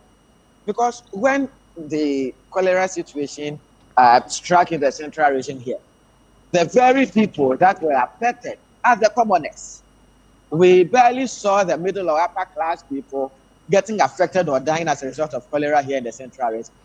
It is those who live in these ordinary communities that were heavily affected. And so if we are called upon to come and help in embarking on activities that will help deal with these problems, why do we decide not to take part? Then you get to see some shop owners. They've locked their shops, yes, by way of following the directives, but they would sit in front of their shops waiting for the exercise to be over, so that they would open their shop. Then you get mounting public address systems, singing, praising God, and then preaching. Whom are you preaching to? To cleanliness. And so if you, we must all clean. Go read Deuteronomy, read Leviticus, read Numbers, read Exodus, read Genesis. They all mention something about sanitation, cleanliness. And so I get extremely worried when people who call themselves Christians and have seen the light decide not to take part in this exercise. But then also, it should also be the responsibility of authorities to ensure full compliance to some of these directives. And I've heard people argue that there's a reason we have leaders and we've entrusted care in their hands, and so they should ensure that our communities are clean. All right. But I don't then be able to develop our country or our communities without the participation of ordinary citizens. And so we must all be responsible. Leadership must play their part, and then we, the ordinary citizens, must also play our part equally. All right, thank you very much, Akwesi. So that was our Central Regional Correspondent, Akwesi Addo, bringing us to speed as to what transpired during the last Friday and Saturday's cleanup exercise in the Central Region. So he says, let's be responsible and patriotic citizens. Go read Deuteronomy and Exodus. Right, those were his words. I think the sense of participation was really massive and commendable. We should keep that momentum. It's for our own good. Anyway, we have Taufik Mohammed, our Ashanti Regional Correspondent, joining us via phone. Good morning, Taufik. Good morning. How are you doing?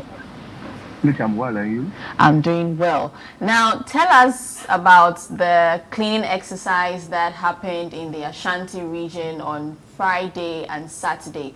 What was the general atmosphere like in your region?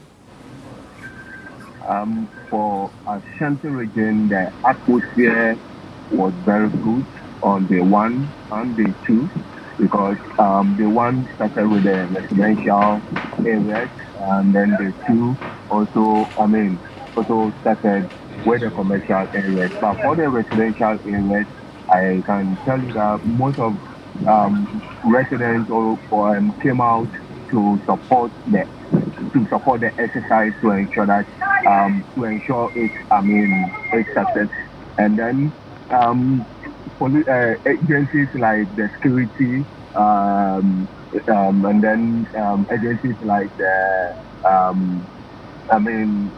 people who normally sells within the central business district also came out because on day 1 I saw the Ghana Police Service involving themselves.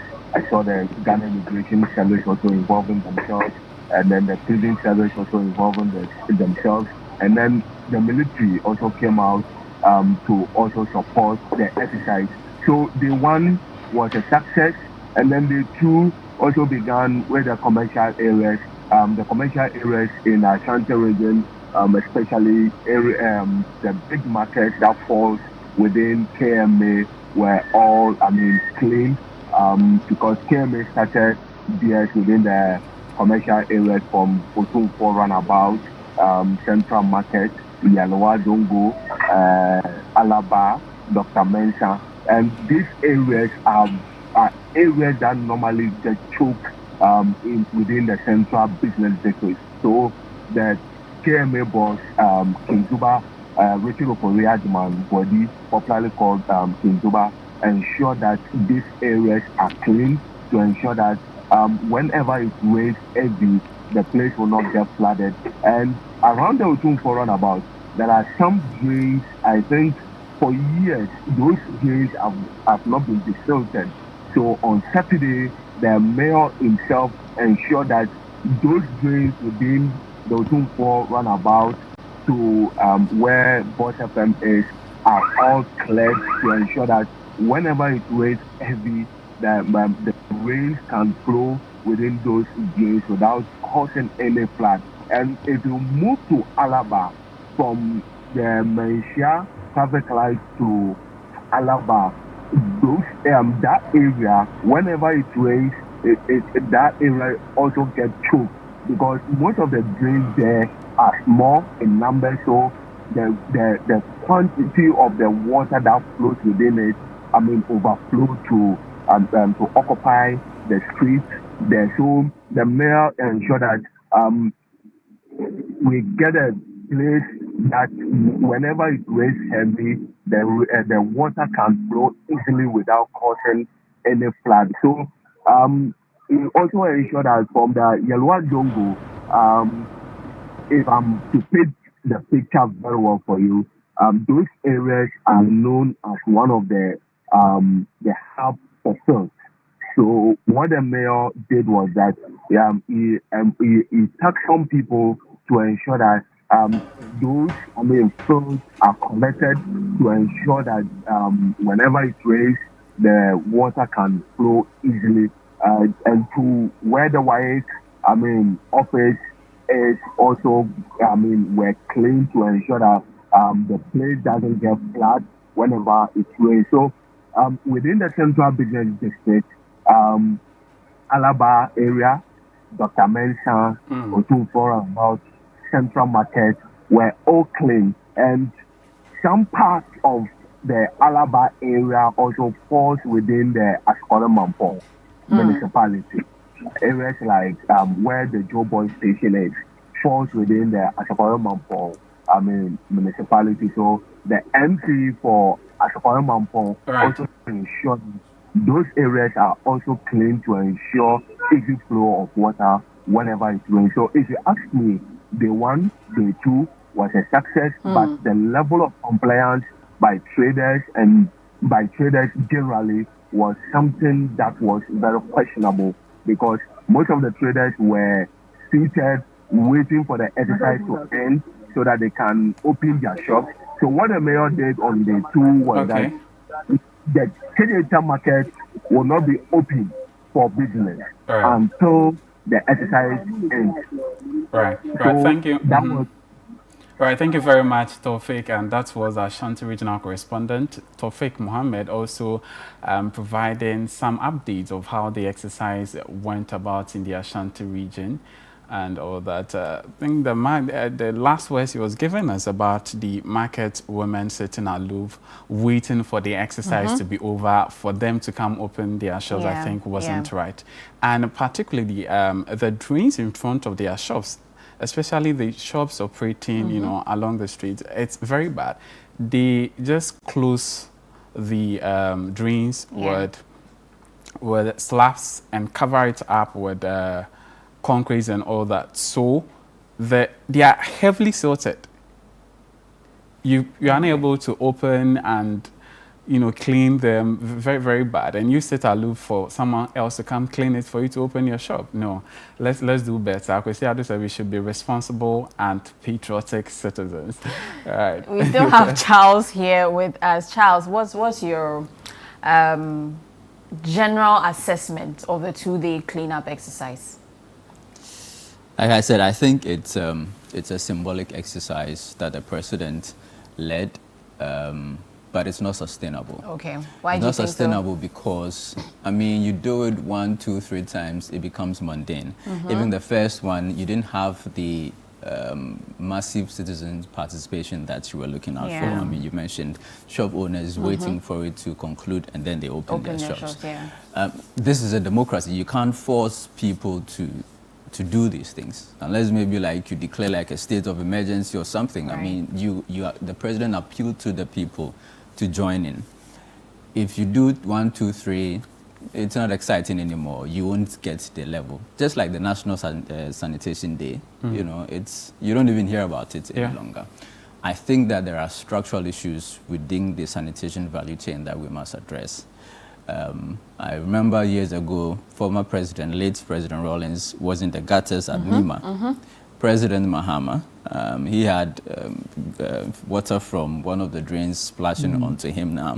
I don't know which president will be next in the gutters. I mean, we can't continue the cycle. So, like I said, let's have a proper conversation. It's not the problem. We should just get solutions. Yes. So, I mean, I know they'll talk about there's no money, but I mean, we introduced the 1 cedi levy when we realized that the energy sector could collapse.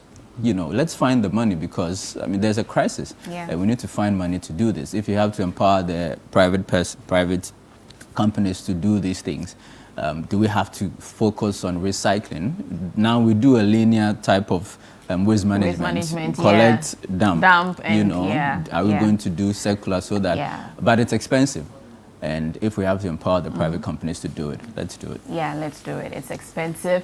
Let's empower, let's partner the private sector in waste management, and let's look at ways we can transform waste into usable stuff. Now, that's our community segment, just a general overview of how the 2-day cleaning exercise went in parts of the country. But now we're moving away from that. We're about to enjoy some conversations that Bernard Avle had with the CEO of Margins Group ID, Moses Baden, and they had a discussion on the journey of Margins Group, as well as explore themes of identity, data, and integration. The conversation also highlighted milestones the company has achieved, including the commissioning of the National Identity Data Center in Gambia. Let's enjoy this conversation. So welcome to a special edition of the City Business Edition, which this morning we'll be speaking to a company started in Ghana doing some great things across the African continent. We'll explore the themes of identity, data, and integration. We'll also look at exporting Ghanaian solutions, African solutions to African problems, and building robust multinationals that properly depict the African journey. All of this and more when we come back with my guest, who is the founder and CEO of the Margins Group, Moses Bading. Stay with us. Welcome back. So, on the last day of June this year, the Republic of the Gambia went live with its own official GAM ID, which really marks a turning point in that country's effort to use data to develop. Behind that project was a Ghanaian company headed by Mr. Moses Bading. Today on the City Business Edition, we'll be talking to him about the journey of the Margins Group and the success of the Gambia project and what this means for African solutions to African problems. Moses, thanks for joining us. Good morning. Good morning, brother. How are you doing? I'm well. Wonderful. I think it was on the last day of June that we heard that the Margins Group had officially launched GAM ID and also commissioned their new National Identity Management Data Center. What happened on that day? Just give us a quick overview of the importance of what happened in the Gambia. Well, on June 30th, we commissioned two things. Mm-hmm. We commissioned the data center, National Data Center for the National Identity System of Gambia, which we designed and built. And that data center is what will house the sovereign data of all citizens' information in Ghana, in Gambia. It will also be the point of integration that connects to both public and private services for Gambia. Then, on top of that data center, we also integrated the issuing and delivery system of the National ID card, which is a subsystem that connects to the data center and issues unique national ID cards with unique numbers, meeting the ECOWAS specification, including the ICAO specification for travel across West Africa, as long as have 16 different applets for both public and service use. And this issuance system can not only issue cards in Gambia, but also all over the world, connected to that data center. And symbolically, the first person to be issued with the Gambian national ID card that meets all the international specifications, like the Ghana card, was His Excellency Adam Barrow, the President of the Republic of Gambia. So that set the scene for the issuance of cards to all eligible Gambians. So in Gambia, just like Ghana started, the eligible voters are from 18 and above. So we're starting to issue 18 and above to cover the adult citizenship.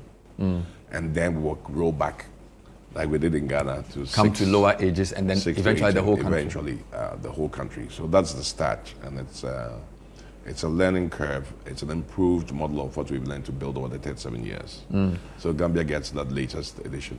Will their card be like the Ghana one, which brings everything together? Driver's license, basic, all the various. It's like the master ID card. The nice thing about Gambia is that we're actually issuing 7 different cards in Gambia. Okay. Unlike in Ghana, in Ghana we have one of the biggest certified factories in Africa, certified to central bank level. That means currency security printing level.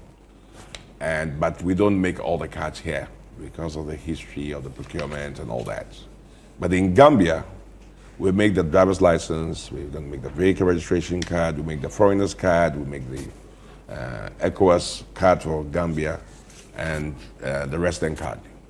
The reason why at the data point, the data center, all the information comes together.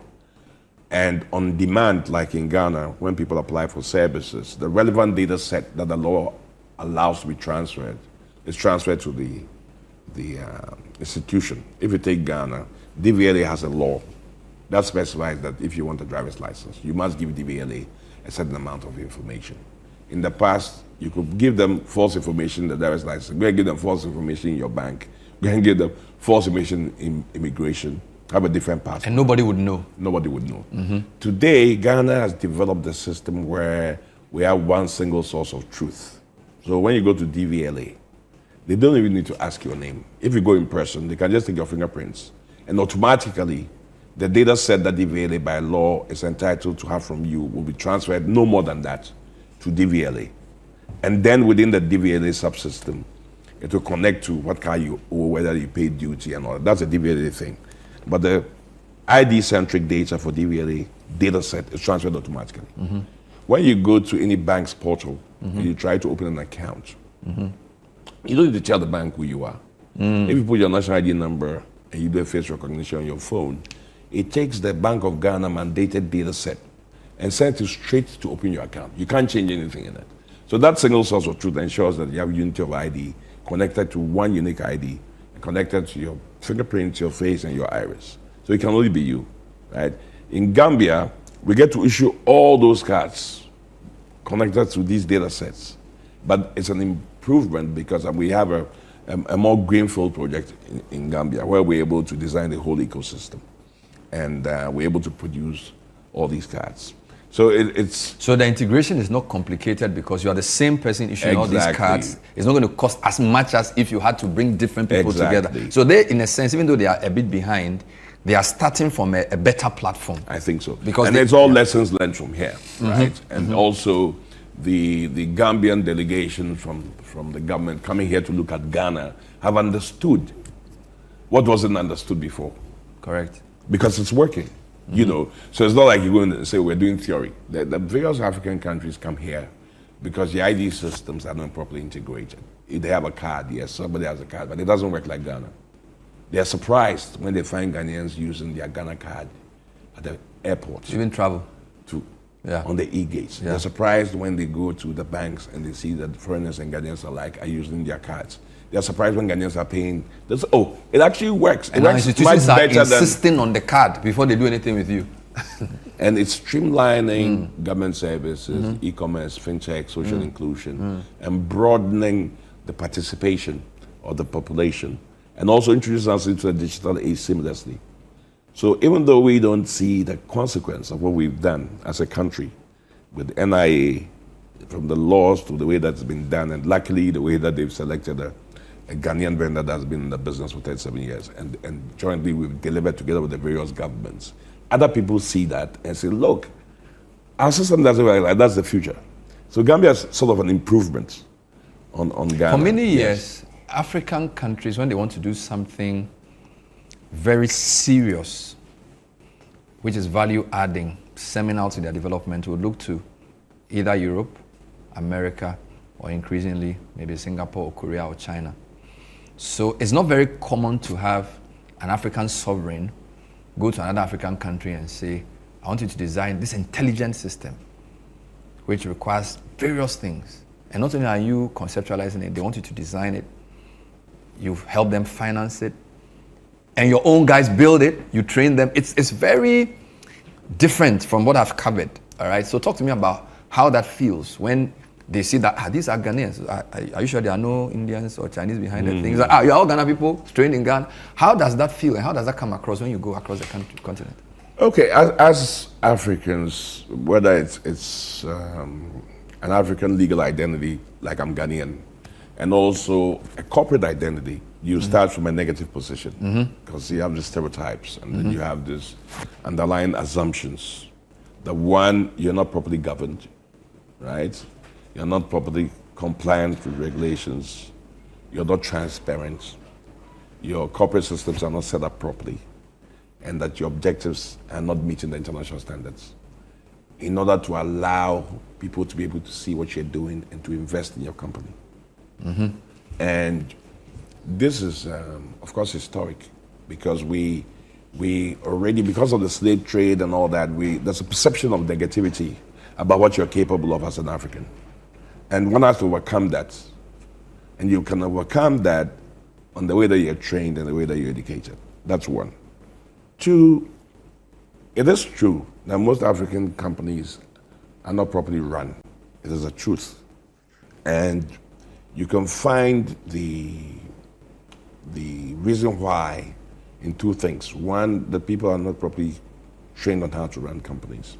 And they don't have the right personnel in order to be able to run in a proper structure that allows you to be competitive, transparent, efficient, and effective in the way that international companies are run. So people are confident in the way that you run things. Things are open. You don't have two invoice books. You don't have all these kind of funny things, right?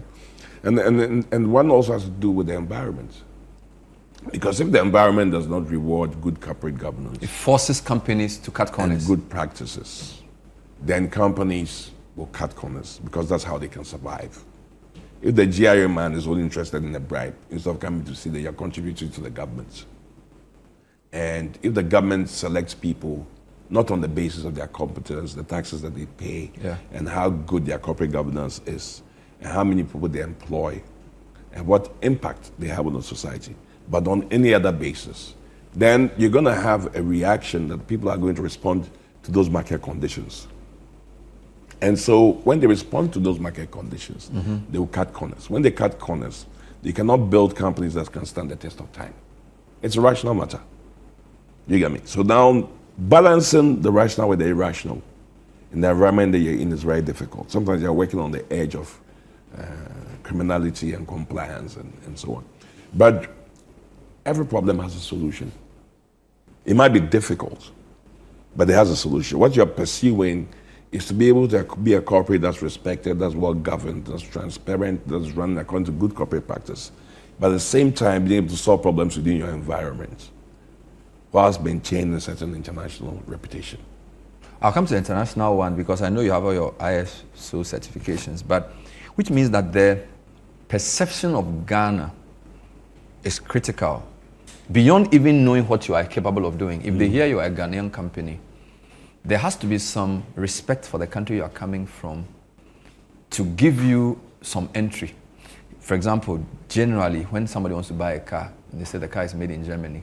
So, okay, there's a certain reputation, or Japan, or the US. So what I'm trying to say is that country reputations precede company reputations. And so, even though we are saying things are not perfect here, if you take Ghana for places like Gambia, DRC, and other places, there has to be some respect for our way.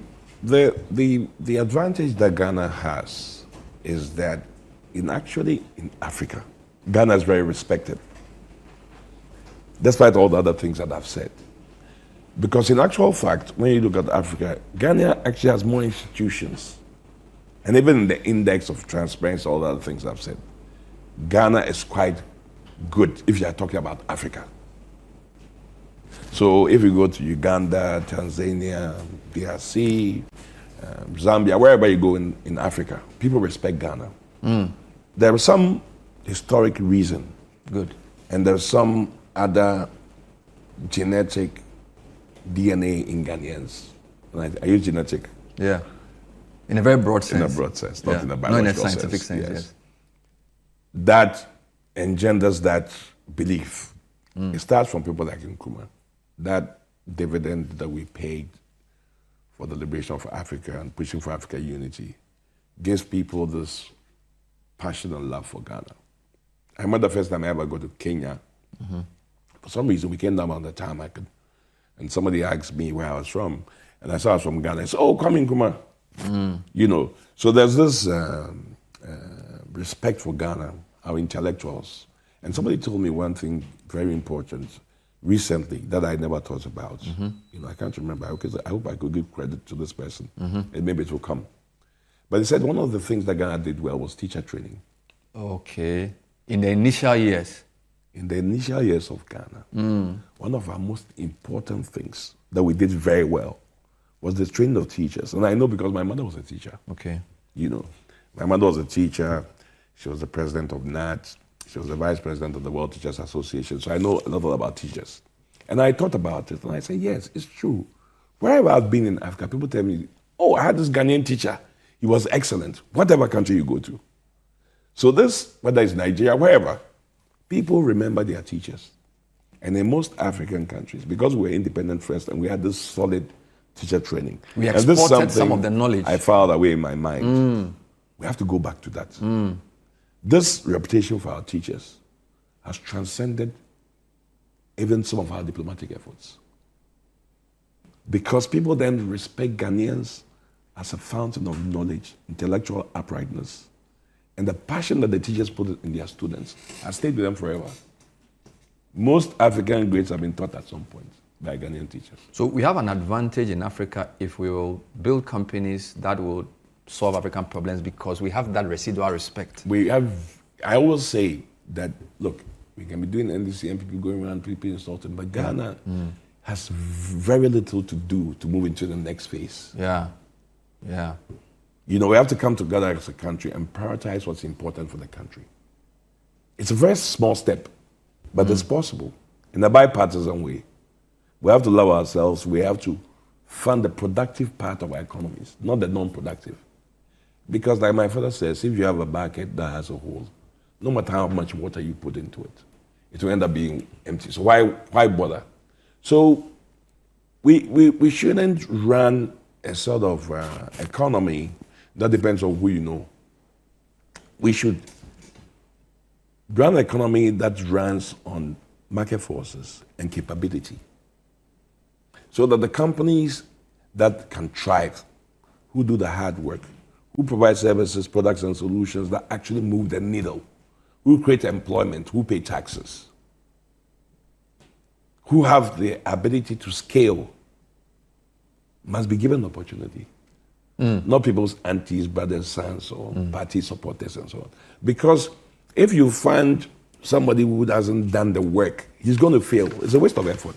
They can be there for 5 years, they can make money, but in the end, money will be wasted. Let the markets work. The markets will improve performance, it will improve competitiveness, it will build resilience, it will passion people to excel, and things will start improving. Basically. From what you're saying, I just got a phrase, the Ghanaian way. We should be consciously developing the Ghanaian way of working. Yes. Which should have the things you are talking about. Yes. The meritocracy, the discipline, but also the welcoming nature and the respect. Just like the Japanese have, the Germans have. We should have the welcoming nature of Ghanaians, the openness, the peaceful nature of Ghanaians is a big plus. Yesterday I was speaking to a businessman who's sort of not Ghanaian.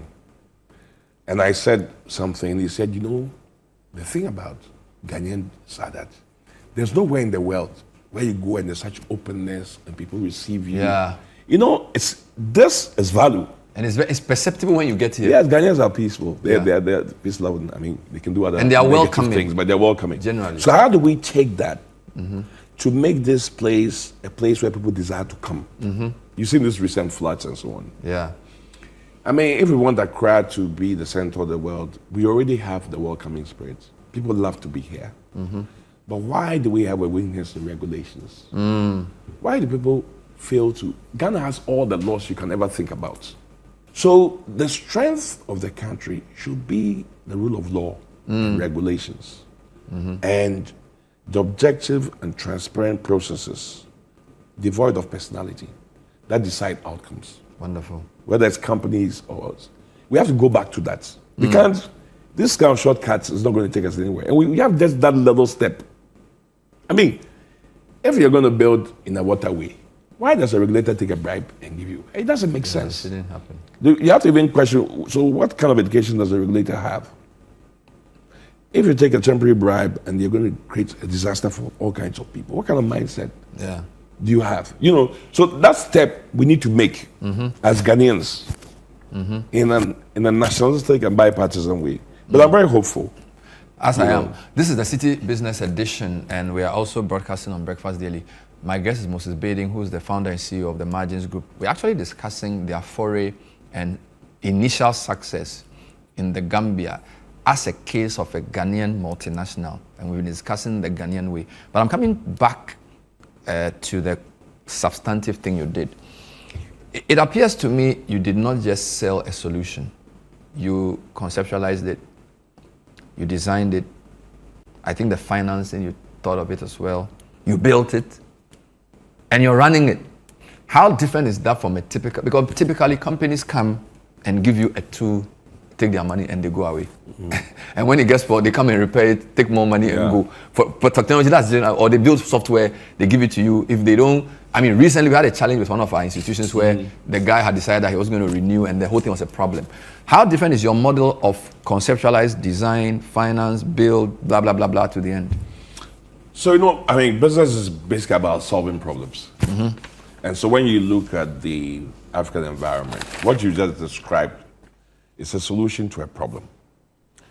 The problem with technology and in particular ID systems in the African context is that Africa, unlike the mature European companies and Western companies and Asian companies have no legacy systems per se. So it was both a blessing and a curse. We didn't have these systems, like phone lines and so on. Then the computer revolution started, and now the digital revolution has started. And I think we're even in the fifth industrial revolution now, with AI and quantum computer. It's going to change. It's a little different from the first digitization, 4.0, fourth industrial revolution. I think we're in the fifth now. And so you look at the foundation of everything that existed that delivered value and delivered a process to serve people's needs has changed, which means that all businesses are sort of dead as they are being reinvented. Yeah. The whole plumbing of the global system and the global economy is becoming digital. So we don't have to rebuild copper wires and all to go through that history together. We can just leapfrog into the new world. The question is that if we want to leapfrog into the new world, how are we going to do that in a sustainable way, in a way that meets our needs, not what people think we need?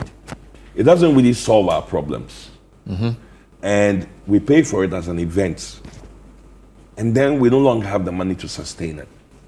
And it doesn't fit within our needs, what we need. And it doesn't fit within our pocket, the way that we finance it. And it doesn't meet our sustainability thresholds.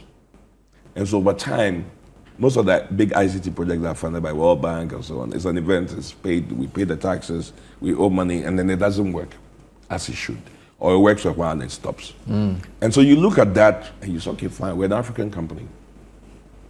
How do we become significant in this space? And the significance is not just the technology, it's understanding the environment in which the technology is going to be done. And conceptualizing with the stakeholders and the customer's requirements, and going beyond even what the customer thinks into something that is novel and new. And then designing that to solve that problem. And then, of course, governments never have money.